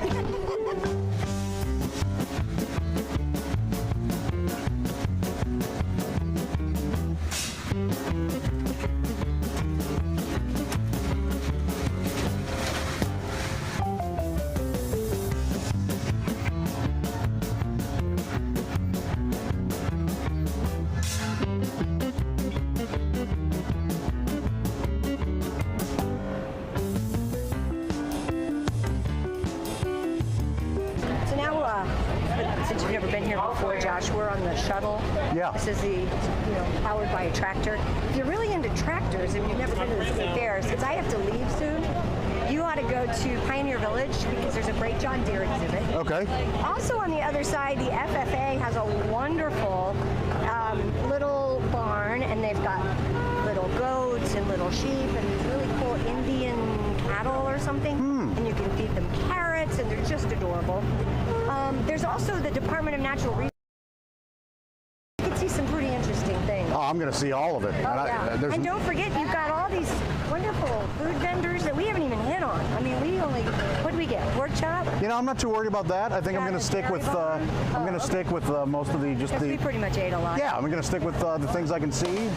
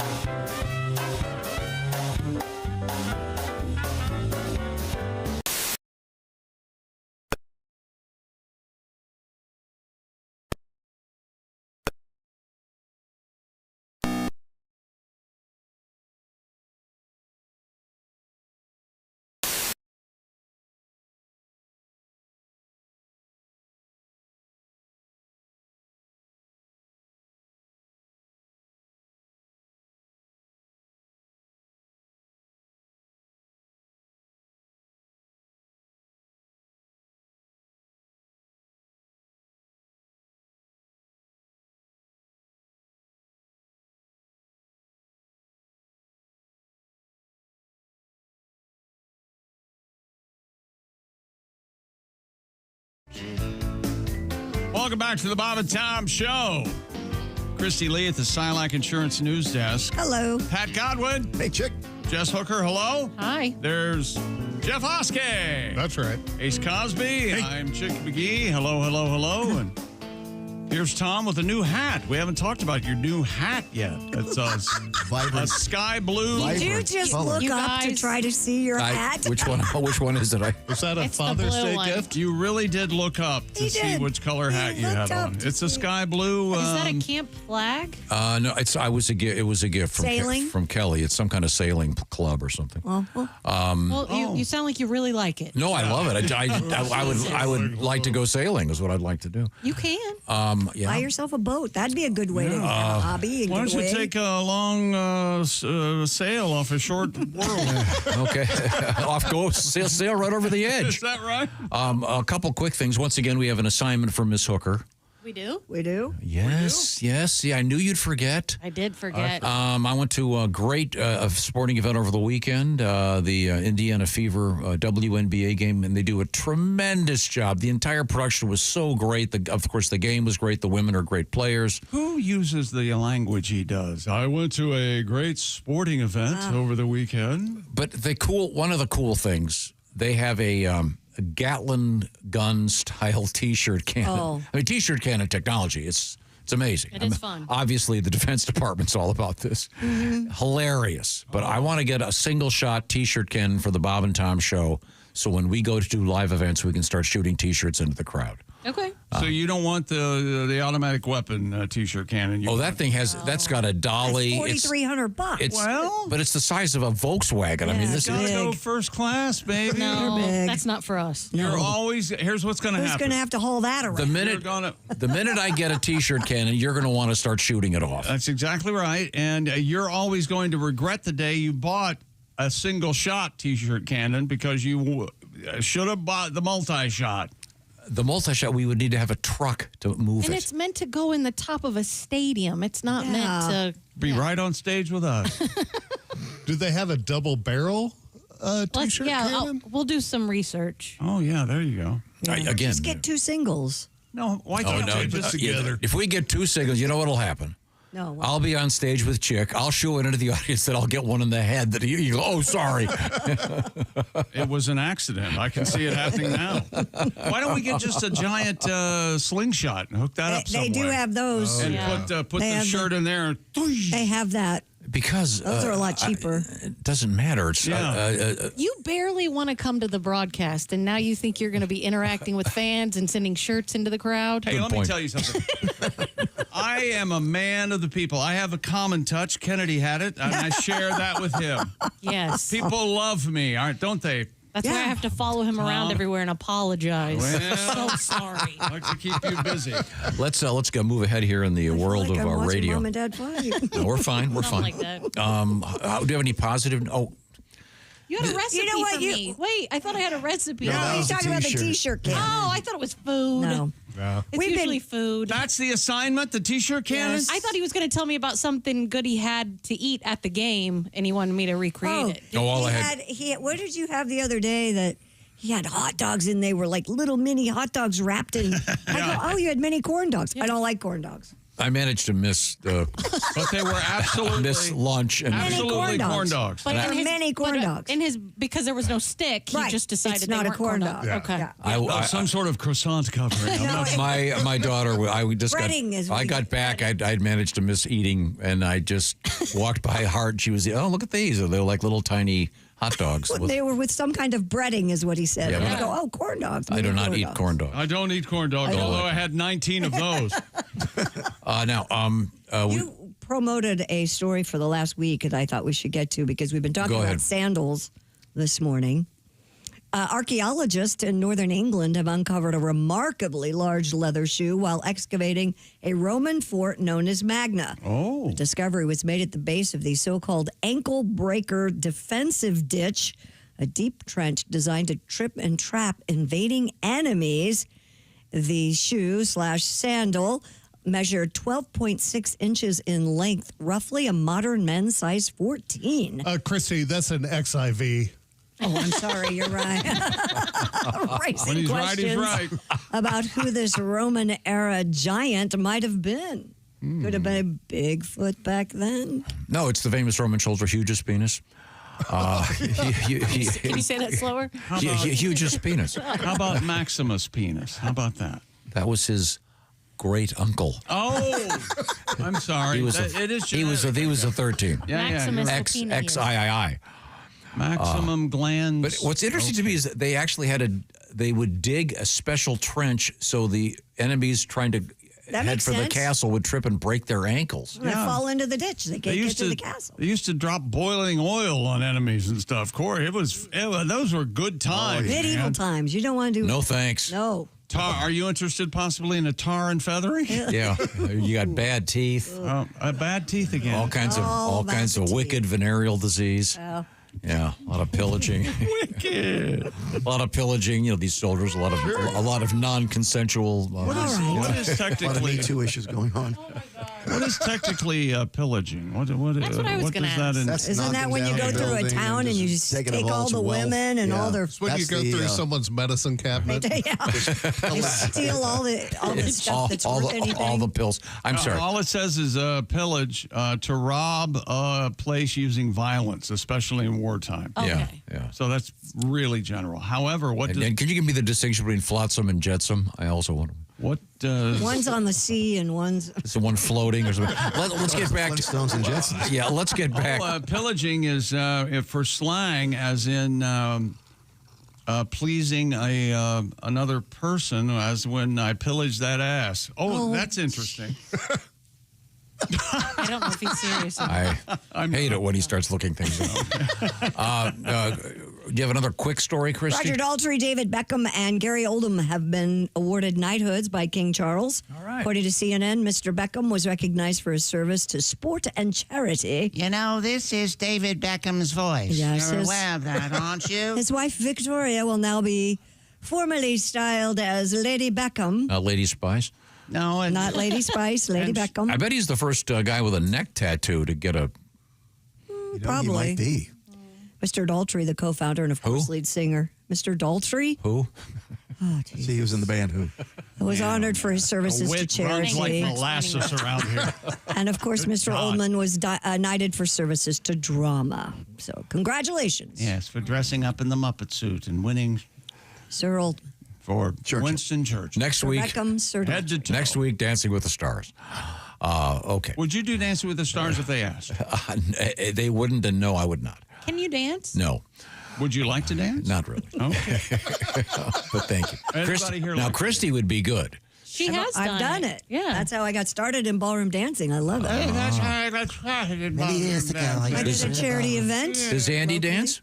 He'd like to. That's what I ask him to. I mean, he dances, but I mean, he would like to take lessons like I do. Yeah, that's what I tell her. I'd love to. Tap your tippy toes to get that flower. Hey, Tom, I'd love to take dancing lessons. You know that. I wake up at night. What's the best? What's the best night for you to take the lessons? Any night's fine. Monday through Sunday.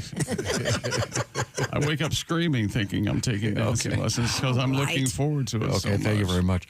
Also, coming up, we have North and South Korea in the news together this time. Oh, no-co bad, so-co good. Great heavy metal news of sorts coming up, and an unfortunate naming of an unfortunate situation, plus a truck full of liquid manure. It does not go well. These are the O'Reilly Auto Parts Studios, and this is the Bob and Tom Show.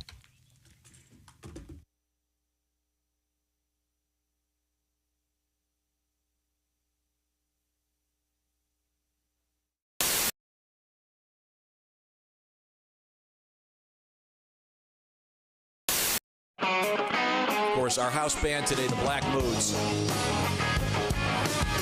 Smack Tom, it's time now to smack Tom. He's been running his mouth again. He's been pissing us off again. Smack Tom. I'll handle the lyrics. And we smack Tom.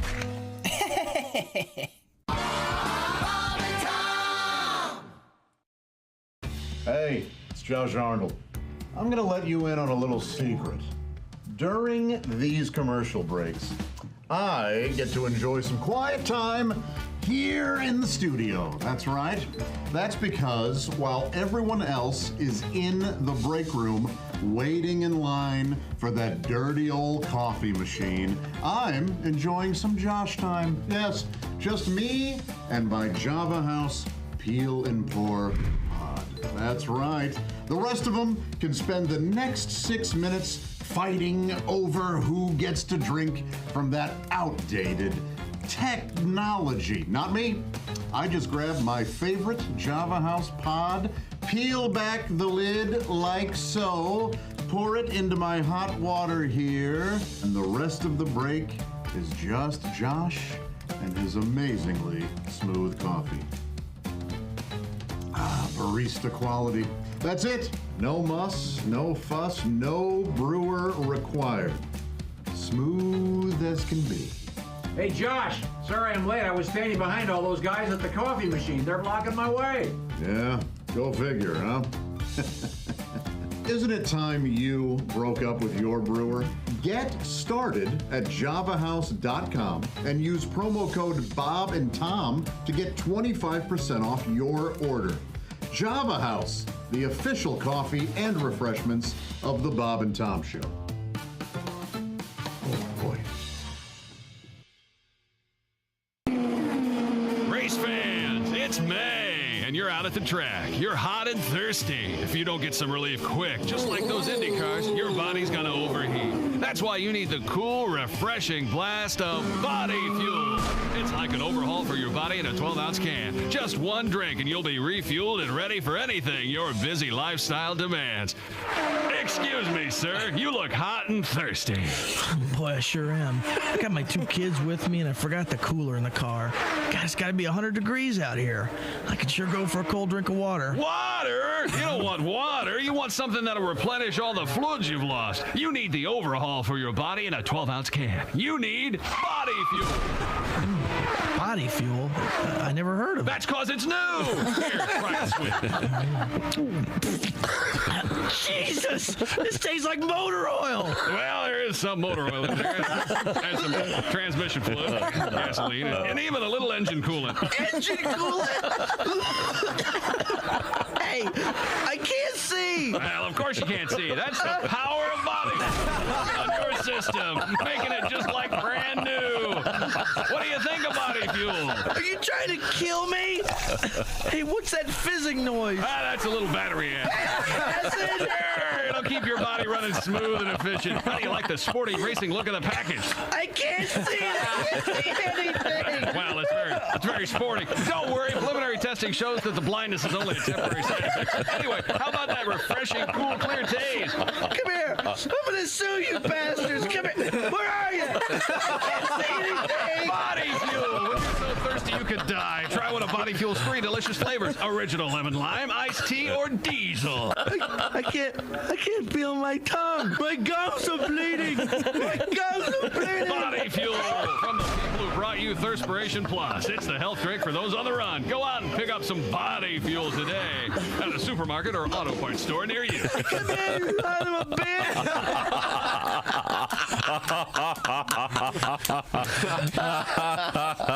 Did you get a lot, I mean this in kind of an odd way.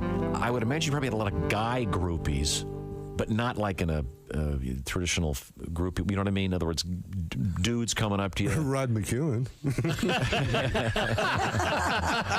Guys who went to party with Rod, them? Rod There's a reason why they call him Rod. Rod waited for us in Hawaii. We were on our way to Australia, and Rod heard we were coming to, stopping in Hawaii. Mm-hmm. He waited. At the airport? He missed it. Yeah, at the airport. He missed his flight to meet us because he thought we were one of them. Oh, that's interesting. Because of the bits we did. You know? What I meant was, as Christy, in other words, you guys were like, clean it up now. I want to party with these guys. Party with these guys. I mean, I imagine that'd kind of be a buzz. Kind of be a burden though after a while. Oh no, it was all, we just like, I don't think so, man. We got a lot of bits from these parties.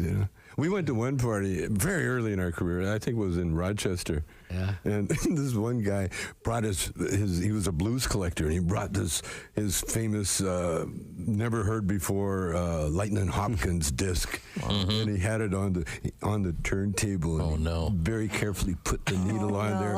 And he sat down with his eyes closed, and some party guy ripped it out. Threw it on, put another record on. So that was cool. That one. Remember that one? That's where we got Earache My Eye from. Oh. Hey, that's my record, man.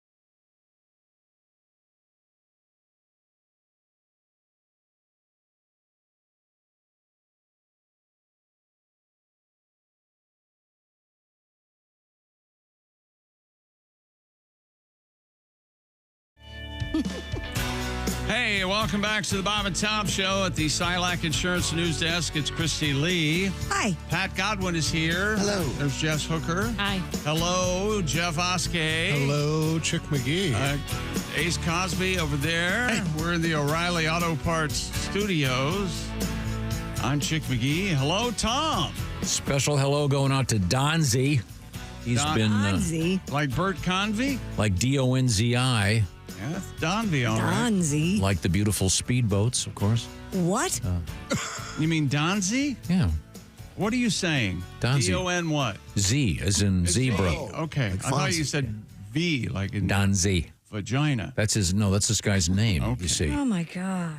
No, I can't read the letter. What'd he do? Why Nothing. He wrote us a nice note. I can't read it anymore. Now that you. Why? Why not? All right. He's going through a rough spot, and he's getting some treatments, and he's enjoying listening to the program. He loves Jessica's. He says it's the sexiest laugh on the planet. Oh, God. Isn't that nice? Yeah, Very nice. Wait a minute. What's this part? I especially was entertained by Tom spilling his cereal on the bathroom floor last week. Who cleaned? Who ended up cleaning that up? By the way, I did. Tom did. Tom did it. Yeah. Really? It says Tom can't do much of anything, even radio might not be for him. Good. He raised a good point. I had just made a bowl of cereal. I was really hungry, and I decided I would take my cereal into the bathroom, put it down, pee, come back out. I walked in there, slipped, and spilled the cereal. You forgot the slip part. I only had one bite of my cereal. Well, I used a Tomism on Tom because I assumed that I would be responsible for cleaning it up, and I thought, you know what? I'm going to give Tom a little treat and let him clean it up. Oh, there you go. I did. You made his day. Yeah, see? He loves to clean. I know. See, that's exactly what I thought. That's what I do all the time.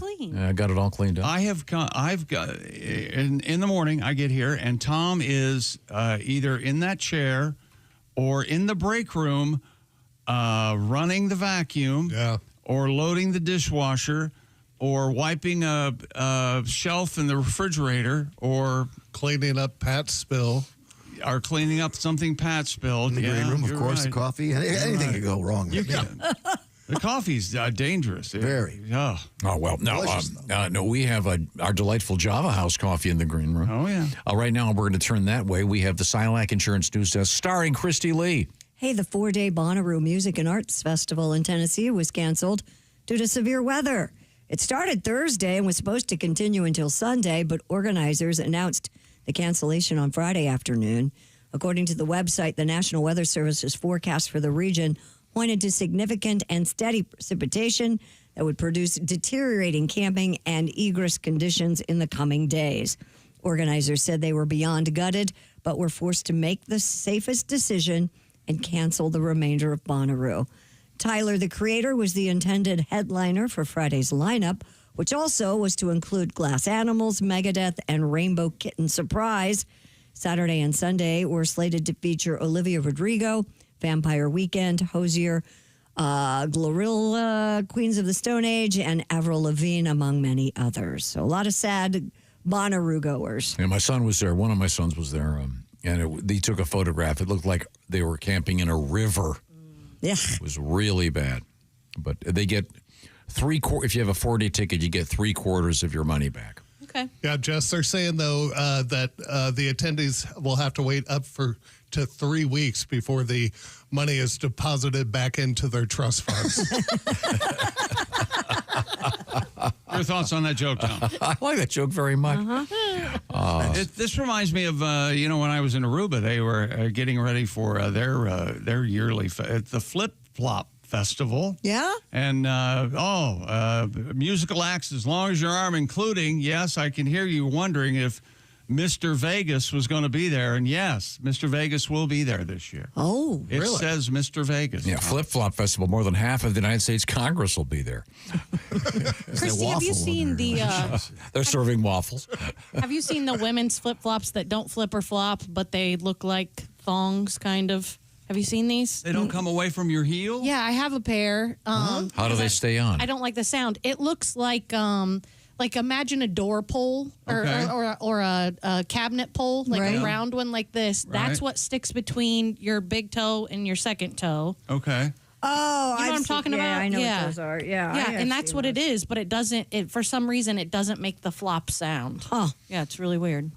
Are they comfortable though? Yeah, and they stay on. It's not like you have to like grip them. Yeah, I just found them cleaning out my shoe closet. I don't see you wearing a flip-flop, Tom, or a sandal. No. What do you wear to the beach? I like the flip-flops now that have the nice arch support. There's a brand, I don't know what that is. But I have the they're kind very nice. at the beach. I wear the kind that go over your foot, not the a kind that. slide. You wear a slide. Yeah, that's a slide. Yeah. Oh, Okay, the big like belt like. Yeah, Gotcha. But I don't like wearing them. I only I see you in swim shoes. Do you have a pair of swim shoes? several. I believe you. Cut your feet on those nasty rocks. Hey, you put those swim shoes on and you think to yourself, that creature from the Black Lagoon can kiss my ass. You betcha. With every swim shoe. Yes, sir. I wore a pair out. Of swim shoes. A swim shoe? Absolutely. You were alone. Kelly wasn't with you. That's impossible. After I was in my motorcycle accident, I had to, every day for a year, I had to walk in a pool, like a 4 foot deep, whatever, 3 foot deep pool, whatever it was, and rotate my arms. So I wore the bottoms off those. That was boring. I thought you meant you wore them out in public. I was Do you like, wear them no. to the beach? Do you wear them when you go to the Bahamas or wherever? Yeah, I'll throw them on. That's the only time. All right. And I'm puzzled as to why you didn't have those resold. That sounds like something that you would do. You've had those brown shoes resold. Yeah, I've got these swim shoes. Water shoes are $11. Yeah, that's the thing. Yeah. Oh, I know. Reselling would be probably $75. Yeah. British authorities are asking attendees of a heavy metal music festival to change the settings on their smartwatches to avoid accidental emergency calls. Now listen to this. The BBC reports the Download Festival at Thornington Park can lead to a surge of bogus emergency calls as people's smartwatches assume they've been in a collision when they are in the mosh pit. Local authorities said the significant increase in calls places a huge burden on dispatchers and can take resources away from genuine emergencies. Those attending have been asked to put those devices into airplane mode before entering the mosh pit. Yeah, they talked to all 12 women at that festival. They said, remind your boyfriends.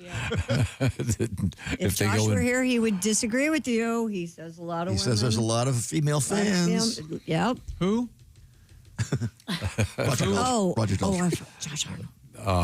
Okay. Say a prayer for Josh tonight. All right. Oh, He's going to get through this. He is going to get through this. That's right. Josh is fine, I think. So I haven't heard from So what him. they're saying, don't wear an Apple Watch in the mosh pit. Right, because Or put it on airplane mode. Right. There you go. Yeah. Have you ever had this problem? Like you're watching a TV show and all of a sudden Siri will go, "Let me look into that," or "Hang on just a second, I'll be right with you." No, I don't use Siri. No, that I would don't either. freak me out. I don't have right? Siri activated. Yeah. Just too nosy. We had I don't have it in front of me. We had a story, I want to say last year, about certain roller coasters. Remember that? No. At a certain theme park, a certain roller coaster was setting off The smartwatches? the smartwatches. Yeah, it was calling whatever it does, calls 911 or whatever. Yeah, the way it jerks you around, I bet. Feels like a car wreck. What about I've that been on a sound? couple of them. Getting Does jerked that around. sound kind of hot, getting jerked around. Huh? Yeah. How about that, baby? Hey, why don't you and I jerk each other around? Huh? Coming up, we have a manure truck and a raccoon being unleashed on a business. That story's great. Yeah. Did you see the picture? Did you see a picture of that guy? Yeah. Yeah. He looks like a guy who would throw a raccoon. Yeah, he looks like a guy that would have a live raccoon in his car to throw into a I don't know how it got crowded there. bar. I guess it must have been looking for the many McDonald's bags are in the bag of it, I guess. I don't Well, know. that's his save that voice. Okay. Pat, you got a song about one of these things coming up? Indeed, yeah. Okay, right now I want to say to our friends at the Silac Insurance Company. This portion of the Bob and Tom Show brought to you by the Silac Insurance Company. What's it all about? It's about something called an annuity. And annuities are all about having a future where your money is still coming in. So get the details from the folks at the Silac Insurance Company. A couple easy ways to do it. You can just go to their website, silacins.com, and that's SILAC. The Silac Insurance Company, or just another way is just take your phone and hit that pound sign and then go pound 250. And then just say the words out loud, lifetime income, just to get some information. Pound 250 and say lifetime income. Annuities are all about making sure that you have a paycheck coming in when it's time for you to retire down the road. And remember, with an annuity, you don't have to worry about the market going down, or up and down, whatever it may be, because that doesn't matter. You can't outlive your money. You've got something they do that it's called countering volatility in the market. The Silac insurance people know all the details about annuities, and they can let you know what's going on. Some restrictions apply. See if you are a candidate. Once again, just hit pound and then numbers 250 and then say lifetime income, or go to the Bob and Tom website. We got a link to the Silac website. It's silacins.com. An annuity from the Silac Insurance Company. Plan on it. Live on it. Coming up, there's a truck full of manure, and someone just rammed it.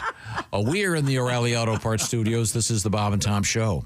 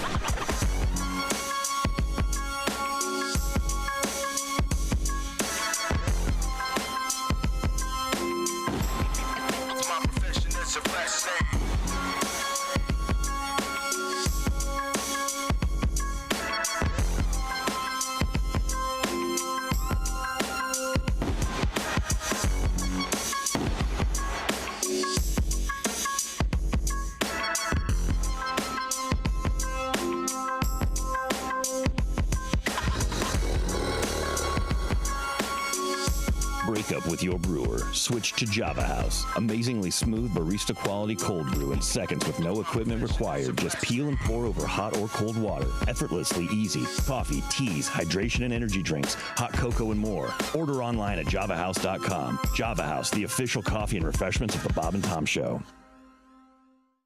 Cool. All right, we're ready for No Lights.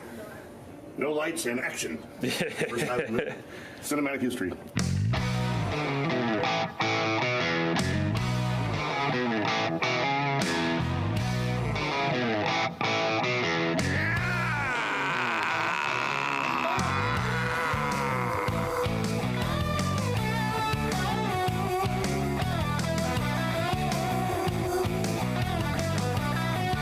Cool. Let's do that one more time, and then I'll get some close-ups. Ready? Ready. 11 years of hard. Mr. Soprano, you're driving down the road and a song comes on. You turn it off immediately. What song was it? Oh, shit. Give me a second on this one. Something annoying. Well, I think there's got to be a song that just that's repetitive and annoying. Is it Baby Shark? But Baby Shark. Hey, Mr. Soprano, a song comes on and you turn it off immediately. Oh, the Baby Shark. I mean, it's over and over and over. It repeats itself. Creates road rage. Jesus. A conspiracy theory that might be true. I don't believe dinosaurs ever here. Look at the pterodactyl. I mean, if you could fly with leather wings, every hairband would have lost their lead singer during migration. What? It's an old joke I used to do. So here's a question. Do you want to acknowledge the camera at all at any point in this video? I don't think so. Okay, cool. I looked at the No, I don't want to acknowledge the camera. The rock wrestler. Something in Atlanta. Yeah, rock. You got the rock of Gibraltar. What is it again? That's right. Yeah, Gibraltar. That's right. Yeah, that's fine. That's good though. That's perfect. Hey man, this is Donnie Baker. When I travel through Georgia, I make sure I go to my favorite part of the state, Savannah's. You think about it. The rocks from here, the Rock of Gibraltar's, and the Rock of Ages. And the fact remains, of all the landmarks here in Savannah, my favorite hits my ears, and I listen to it every day. The Rock of Savannah, and I just forgot the damn call letters. State law. I-95. I-95. Shit. Okay, I-95. Hey, Mr. Soprano, can you do an impression of someone famous? Oh yeah, the little prick from Fantasy Island. The plane. There it is. That's good. Little prick. It's so obscure, but oh, that's perfect. I had to do something that I could go up higher. That's right, in my wheelhouse. Caliendo said something when I rush my Tony or go high, it sounds Asian. And it does.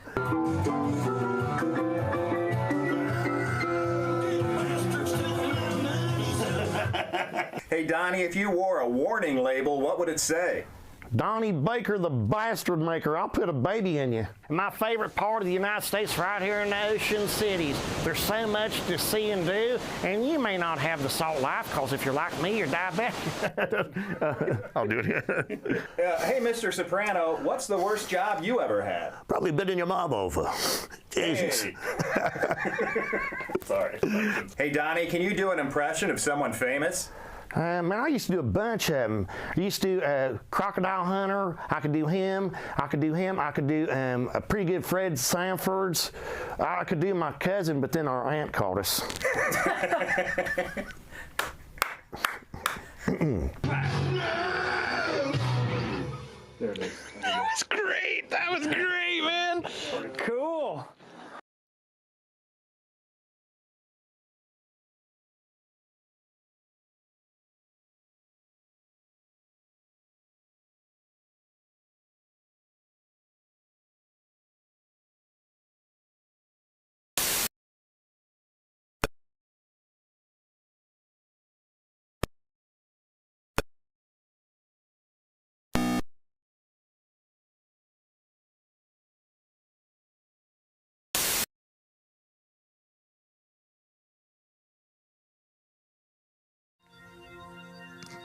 Welcome back to the Bob and Tom Show. Christy Lee. Hi. Pat Godwin. Hello. Jess Hooker. Hi. Hello, Jeff Hoskey. Hey, buddy. There's Ace Cosby. Hey. We're in the O'Reilly Auto Parts Studios. Hello, Tom. Hello, Chick McGee. How you doing over there? Good. I just was looking something up when I found out the information here. We were talking about something when we left, and I forget what it was. Oh, the raccoon and stuff. Yeah, we got that coming. We got that coming up. But first, this is kind of interesting. We were talking about the mosh pit, and they're urging people to defeat. Put your smartwatch on airplane mode, yeah. Because it was actually calling the police and calling the fund. It's also happened in the world of roller coasters.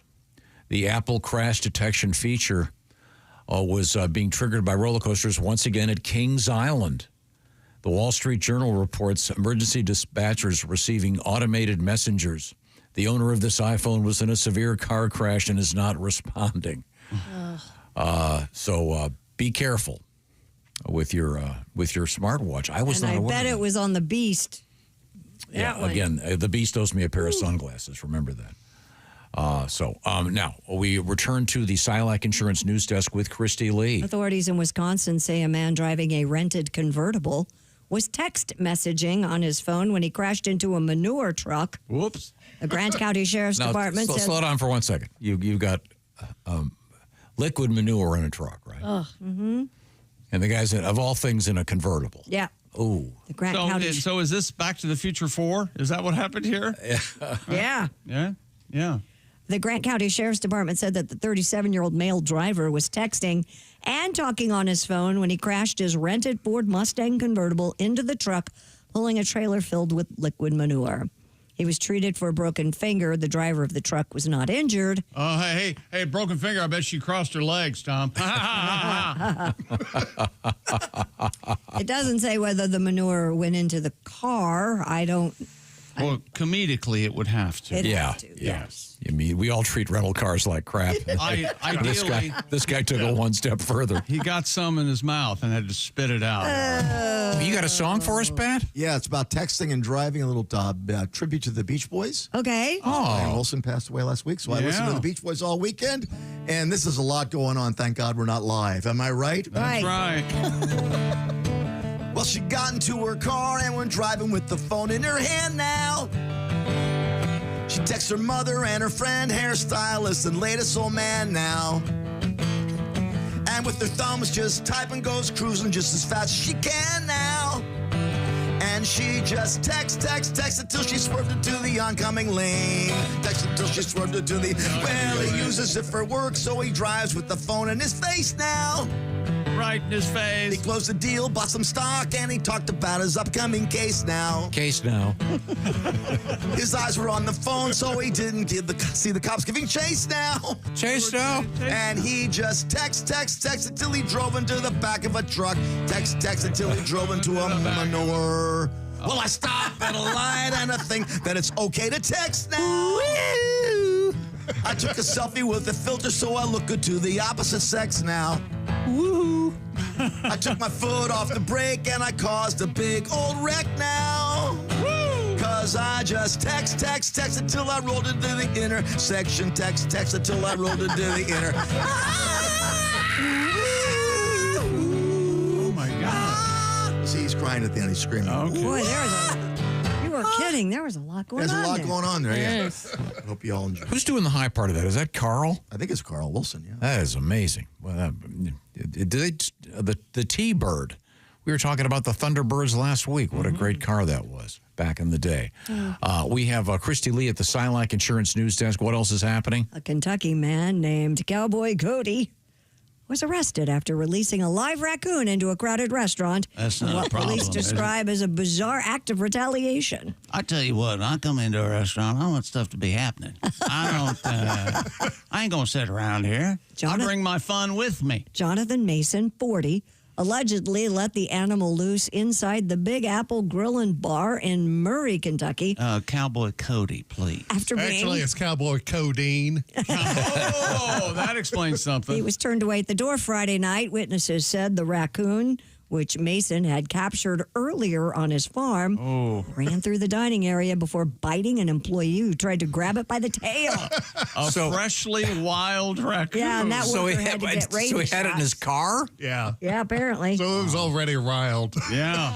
Bartender Mary Hafner, who has dealt with Mason before, said she tried to calmly get him to leave, though he initially complied. Mason returned moments later with the raccoon in tow. Hafner, a lifelong Kentucky resident, eventually managed to wrap the frightened animal in a towel and escort it after you out of the building. Good for her. Mason, already known locally for leading police on drunken mule chases last December, Oh, my God. now faces Is multiple that right? charges. Oh, and it's my fault. I get my mule drunk. Including All right. assault, trespassing, and resisting arrest, and was booked into the Callaway County Jail. Boy, there's a lot going on here, too. Yeah. He took the police on a Mule chase. Drunken mule okay. chase. So they know this guy. This guy's the Otis Campbell with a little more hostility. I am of well Murray. known. Oh, God. Can you imagine the cops having to deal with this guy every couple nights? Yeah. I guess he was back at the bar. Yeah. Drove his mule over. Have you ever had to catch a wild animal? Well, you mean catch a wild animal? Got into your barn Or a possum got on your screened-in porch or snake, something like that. I've never caught one. I had a possum under my deck, but I liked it. I kept him there. I just fed him. Oh. Okay. I encouraged him, and they eat bugs and stuff. Possums are good to have in your backyard. Is that right? They look scary. Well, they're filthy animals. You don't have to pet them. They carry keeping them dysentery, around. rabies. No, they don't. They're filthy animals. Ah, geez, you people. And then they have Worms. babies, and the People. babies start to eat the foundation of your In house. answer to your question, Jess, no, I've never caught a wild Does every animal. small town have this guy? A drunk? No, the guy that, an area We do. drunk? Every small town has a drunk, I would You got think. snake guy, raccoon guy. Oh, you mean We call mule, ours Mr. President. mule riding guy. Yeah. Really? Yeah, he painted it on his truck. Your local dude has a truck that says Mr. President. Yeah, he does. I'm surprised he has his license. Yeah, that might be You questionable. can have a truck and not have a license. Yeah, I know lots of people that got those. Okay. If you're just joining us, hello. We are in the O'Reilly Auto Parts Studios. This is the Bob and Tom Show. Christy Lee is at the Silac Insurance News Desk. What you got? International news. It's quiet now on the DMZ on the Korean Peninsula. North Korea has stopped blaring loudspeaker broadcasts toward South Korea. The move comes just one day after South Korea suspended its own anti-Pyongyang loudspeaker And now, campaign. another message from North Korea. Hello, South Korea. Heavily fortified Why not come on up? demilitarized zone. In a message to reporters, South Korea's Joint Chiefs of Staff stated, quote, "Today, there were no areas where North Korea's noise broadcast to the south were heard. The suspension of both propaganda efforts mark a temporary de-acceleration in tensions following weeks of rising hostility that included a variety of operations on both sides of the border." We'd like to remind you that you and a loved one each receive $1,000 for coming up to North Korea. You know, where the fun is. Come on up. I wonder if that works. With I'm sure it does, you know. They should hire you to do that. Oh, I don't think I don't think I can speak Korean, but they are just blasting propaganda at each other. yeah. Yelling back and forth across the... Play some music. Do they have a DJ at least, or they just have these... We'll be back with more cash offers, but first, Neil Sedaka and Laughter in the Rain. That'll keep people from coming over. I don't want to hear any more of that crap. We run under a tree. I looked at her. I and really she thought Neil kisses Sedaka me. was a woman. I really did. Yeah, he had a very feminine voice. I Very high, did. yeah. I don't. Laughter in the rain. I feel laughter in the rain. Yes. Yeah. Walking I wouldn't hand know in him to hand hear him. with And the Calendar one I Girl. love. Didn't he do a Calendar Girl, song yeah. called Calendar Girl? Doobie down, doobie doo down, down. Sounded like a girl. Come down. hard to do. Have you ever heard the slow They say version of that Breaking Up is break hard to it do? up No, would it's be- so good. Who does it? Neil Neil Sedaka Sedaka. does it like a revised version. Oh, I've never heard Really of it. slow. Real Me slow. that you're leaving. Does he bring it down a couple octaves too? So No, he sounds like a No, man. No, he still sounds like a lady. Oh, boy. He's a lady. Well, aren't you forgiving and just all inclusive? I was a kid when I heard that song. I really thought it was a woman. gonna listen to no man that sounds like a girl. I thought the lead singer of Rush was a girl Oh, I could for see most that. of my Yeah. life. I bet even Yeah. after you saw Yeah. a little bit, right? Daddy had some hair. I could That's see fair. that. Yeah. Yeah. Okay, a lot of no's. Yeah. Yeah. The word for Of all the things you tell me not to say about celebrities, and you're insulting Getty Lee's Not insulting nose. him, man. There's a lot of no's. I'm saying. All right. the word for the speech impediment that makes it difficult for people to pronounce the R sound, which my little sister had growing up, by the way, Yeah. is rhoticism. So you see the inherent cruelty there. According to the They can't say their own- betterspeech.com, they can't even say their own. Yeah. Those with rhoticism may replace R sounds with other sounds such as W, L, or a distorted R. I have no comment on For this story. example, rabbit might be pronounced as wabbit. Wabbit? Be very, It can be caused by various factors, such as the size of the tissue that connects the bottom of the tongue to the floor of the mouth. What do they call that, chick? The uvula, the waddle. Lingual frenulum? Nope, that's pleasing a woman. Neurological problems and developmental issues. Oral fashion. Oh, Overcoming rhoticism typically involves speech therapy exercises. Yes. But the fact Do that that at my house. the fact that it starts with an R is just unusually cruel. My brother went to speech for this. Yeah. We always used to tell him to say truck just for fun. Yeah. Oh, yeah. Yeah. It'd be like having some kind of stammering illness with just begin with two S's. Oh, I've got sister.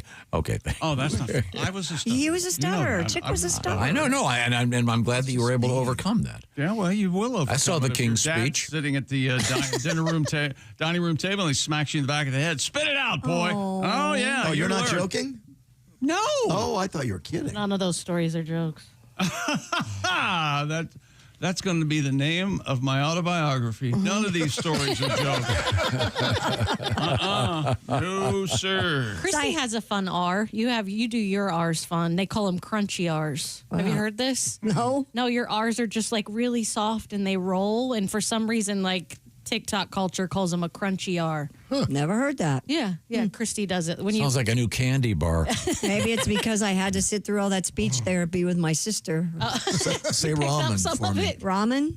Is that a question? No, listen. Look, here, Yeah, not listen to put close. you on the spot, but here, let's Ramen. listen to this story. Ramen? Say rolling down the river. Rolling. Now I'm going to be now conscious she's about aware it. of it. Ask me. Woven down the river. Perfect. Come back again tomorrow. Okay, thank you.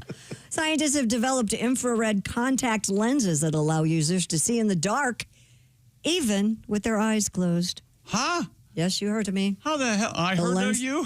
You heard of me? Told you. This is impossible. Is that a crunchy R? Well, keep reading. I don't The understand. lenses contain nanoparticles that absorb infrared light and convert it into visible wavelengths. In testing, participants could detect flashing, Morse code-like signals and determine the direction of incoming infrared light. Researchers noted the technology worked even better when eyes were closed, as near-infrared light passes through the eyelid more effectively than visible light. The innovation could lead to non-invasive wearable devices that enhance human vision. So they're like night goggles that you wear all the time? Apparently. How do you see through your eyelids, though? That's impossible, right? Too many carrots. Yeah. So will this help blind people? I don't think it helps blind people. They can't see with their eyes open, Tom. I think eventually, if you use it long enough, you'll be blind. Probably, it'll blind you. All right. What the hell's going on? So you can see with the news getting weirder. You can see that the lights are off. You can see. That's Apparently. what she said. Wow. Yes. Through your eyelids. That is so bizarre. I don't know why you would need it, but Wow. astronomers have spotted a strange new object in our Milky Way. It's 15,000 light years away and maybe a dead star or something we've never seen before. The object is blasting out radio waves and X-rays at the same time, which is highly unusual. Researchers say it could be a magnetized neutron star, a white dwarf, or possibly something even more exotic. You know Neutron what? stars. Radio waves. You know what it sounds like? Hey, welcome to North Korea. More Neil Sedaka coming up. But first, this is the Tokens, and the Lion sleeps tonight. Yeah. Visit North Korea today. So this is new to the Milky Way. Apparently, it's a new object. Magnetized neutron star. Which came first, the candy bar or the description of the? I think the description. The sky of our phenomenon. galaxies. Okay. Yes. Is there a Snickers phenomenon out there Snickers as well? Way? Yeah, just to give them equal time. Oh, I get it. Milky Way. No, I'm just curious. Kit Kat. So this is exciting news. Which came first, the Milky Way or the Milky Way candy bar? That's what I just asked. That's what he just asked. Is that what you just asked? Did you just black out? Come on to North Korea. Come on up. North Korea is where the fun is. Yay, we have one leader. He has a clear vision. Sorry. Okay. It's mostly made of gas and dust, apparently. Yeah, well, you know. Well, just gas. And aliens. It's like- I don't know. Cleanup time at White Castle. Just gas and dust. You know, every time you never mention did White anything Castle, bad to I go and order a Crave case. You know that. Yes. Okay, good. I love the castles. All right. You know what I love? I love those fantastic Raycon earbuds. I'll tell you all about them, Tom. Raycon's latest model is better than ever. 32-hour battery life, multi-point connectivity. You can pair two devices at once, and Raycon has a quick charge function. Just 10 minutes of charging yields 90 minutes of battery. They also come with active noise cancellation, and you can listen to great songs like this on your Raycon earbuds. Oh, yeah. When? That's right, tonight. Wee. And Raycon start about half the price of other premium audio brands with that active noise cancellation. And they're available in all the colors: forest green, blush violet, royal blue, cool mint, deep red, and a 30-day happiness guarantee return policy. So go to buyraycon.com/Tom now to get 15% off Raycon's best-selling everyday earbuds. Right now, Raycon offering 15% off their best-selling everyday earbuds, but only at buyraycon.com/Tom. That's buyraycon.com/Tom. Thank you very much, Chick McGee. Yes, sir. Coming up, we have a Rick Moranis update. Very fine actor. And other news from the animal world happening right here in the O'Reilly Auto Parts Studios. This is the Bob and Tom Show.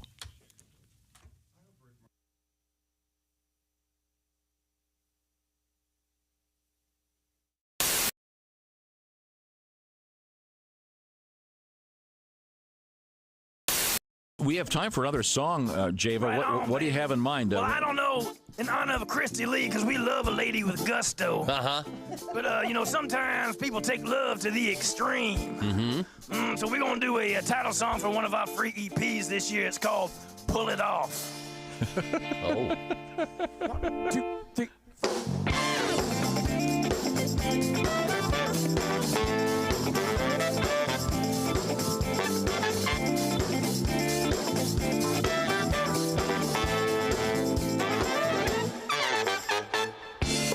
What's right is right. She was shining the spotlight, achieving a height that no one would dare. She breaks with convention, the mother of invention. This is the night she's taking you there. If anybody can, she can pull it off without even trying. She will turn you on. Using the magic, she's twisting the fabric inside out. If anybody can, she can pull it off. What's wrong is right. She gives it its own light. Paris, New York, London, LA. She brings it all back. A sensual attack. Whatever it is, that girl's got it made. If anybody can, she can pull it off without even trying. She will turn you on and on. Using the magic, she's twisting the fabric inside out. Anybody can, she can pull it off.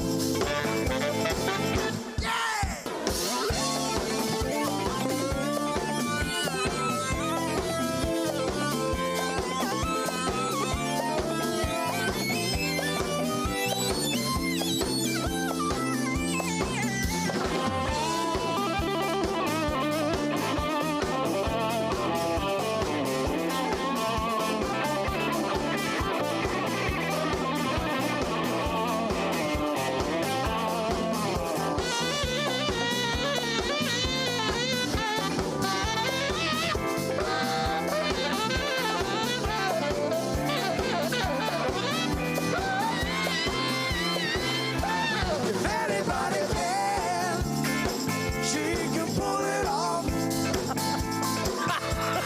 without even trying. She can turn you on and on, yeah. Using the magic, she's twisting the fabric inside.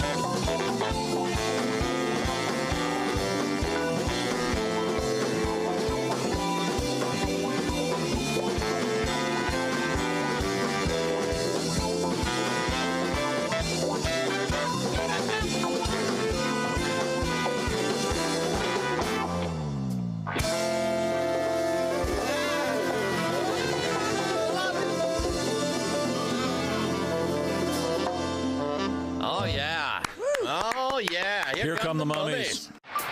The reviews are in, and America can't get enough of Chick McGee's Silac commercial. Fanatical fans everywhere are even watching it in reverse. You know, this actually kind of makes sense. Truth is, you won't be finding any retirement checks in your mailbox until you first go back into your house and log on to SilacINS.com. At the Silac website, you'll even find a special link just for Bob and Tom listeners. Hey, hold on now. This part shouldn't be going backwards. There we are. It's SilacINS.com.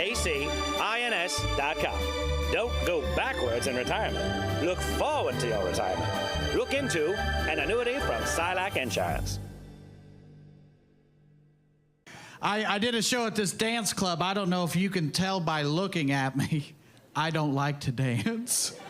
The lady running the show, she was like, why don't you shake what your mama gave you? I was like, I don't know how I'm supposed to shake scoliosis and a low self-esteem, but... There were black lights everywhere in that venue, on stage and backstage where I'm standing. And I was just doing the normal pre-show check, and I had a stain on my pants right here. I know, I felt the same way. What had happened was, you know when you put your pants in the washer and you dump the soap in, it all landed right here, and that shows up under a black light. I didn't know that, and neither did anybody else. Because I was on stage and everybody was like, oh man, that is a lot. It was a capful, it was a lot. That's 2 loads, so. If you think that's a dirty joke, it's because you're a dirty person. It's a laundry joke, it's a clean joke, so.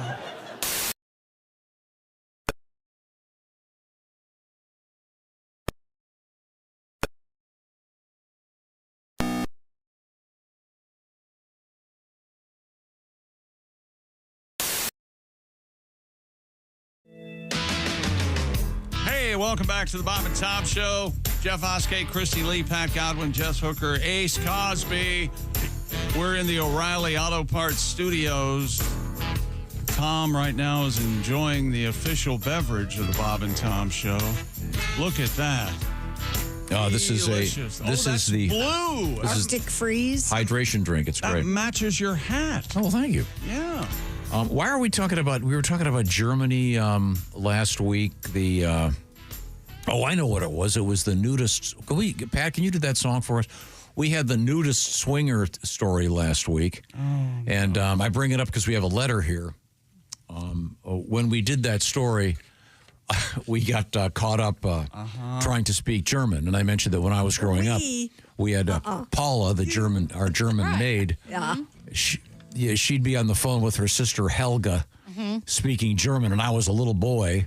Sounds scary. It was really scary because I was thinking World War II movies, and she'd be okay, Tommy. Now for and your shower. It's such a guttural, unusual language, Schlitzenbachen, that kind of. Okay.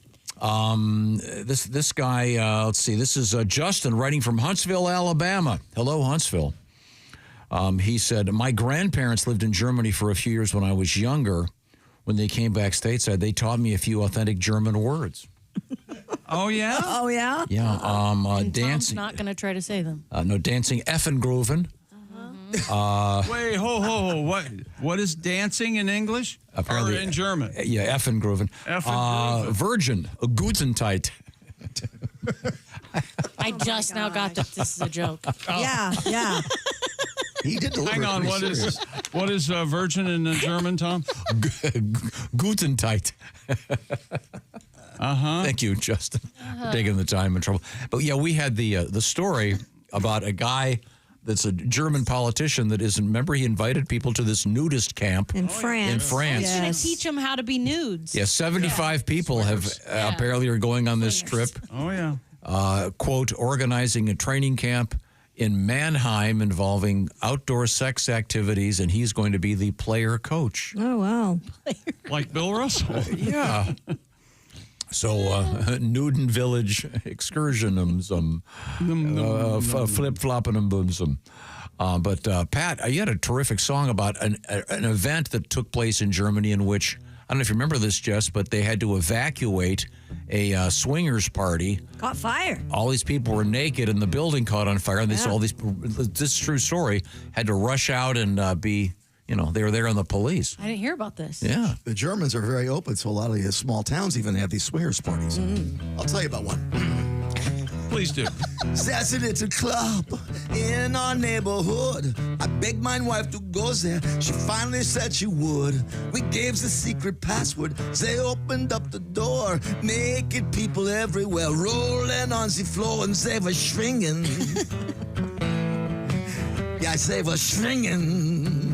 Swinging. We stepped inside. Next thing I know, my wife's completely bare in a pile of people, with her legs up in the air, just a swinging. Swinging. Yeah, she was swinging. Oh, yeah. They were swinging, the big boobs. Then my neighbor's wife shot me a wink. She stood there by the keg, man's that Frau could drink. We guzzled down our beers, my speech was getting slurred. Then she took her top off and unleashed her Hindenburgs, and they were swinging. Her boobies, Jess. On God, they were swinging. I looked down at my schwanz, but it wouldn't do a thing. Too much St. Pauli girl, and it will not go swing. It was not swinging. It wasn't swinging. Her Farfignugan must be stinging. Yeah, she's still swinging.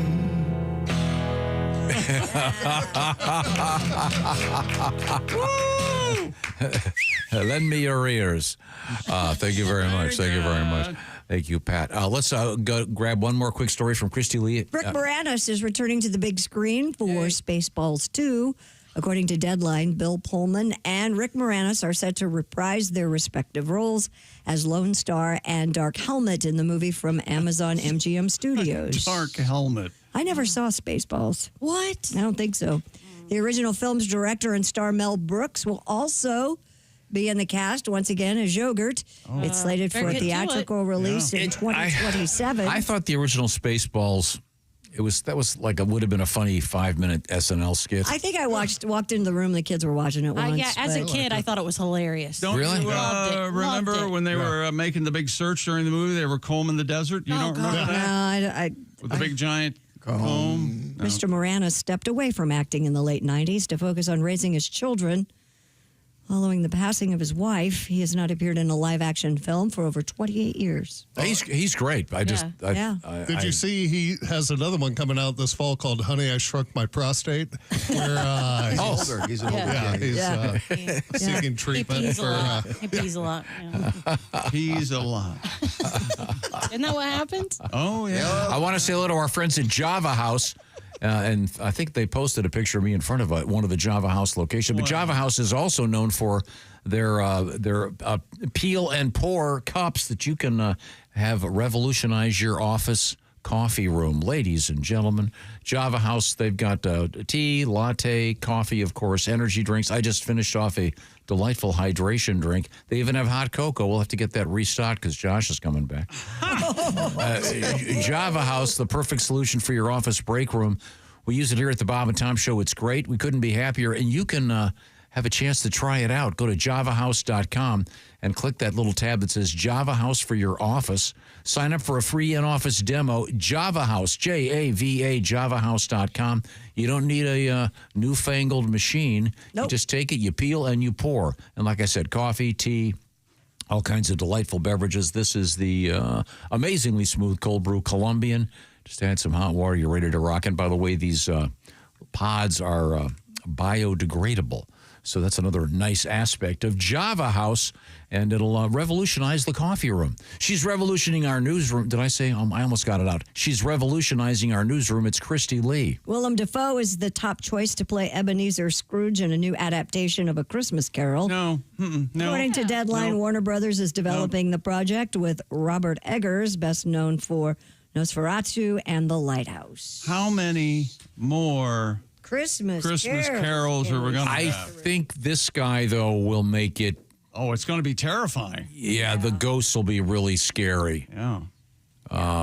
It's not going to be like my favorite version of A Christmas Carol, of course, is Mr. Magoo's Christmas Carol. Of course it is. Yes. With the great song, A hand for each hand was planned in the world. Why don't my fingers reach? That's Tiny Tim.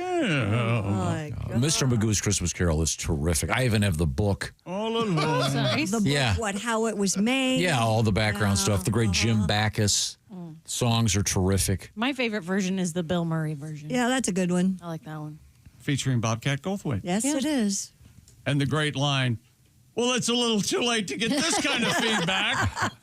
Yeah, I've got a feeling with Robert Eggers, directing this time, Tiny Tim dies. Just saying. Yeah, he made The Witch, and he made The Northman. This could be scary. Dark fella. And I've always thought go into the dark Willem Dafoe is terrifying. Oh yeah, You find him terrifying? Yes. kind of nuts. Yeah, I love him, too. watch Lighthouse and get back to me. Yeah, he's crazy. scary. That'll be interesting. Yeah. Well, thank you so much. We appreciate your being here with us. We are in the O'Reilly Auto Parts Studios, and this is the Bob and Tom Show.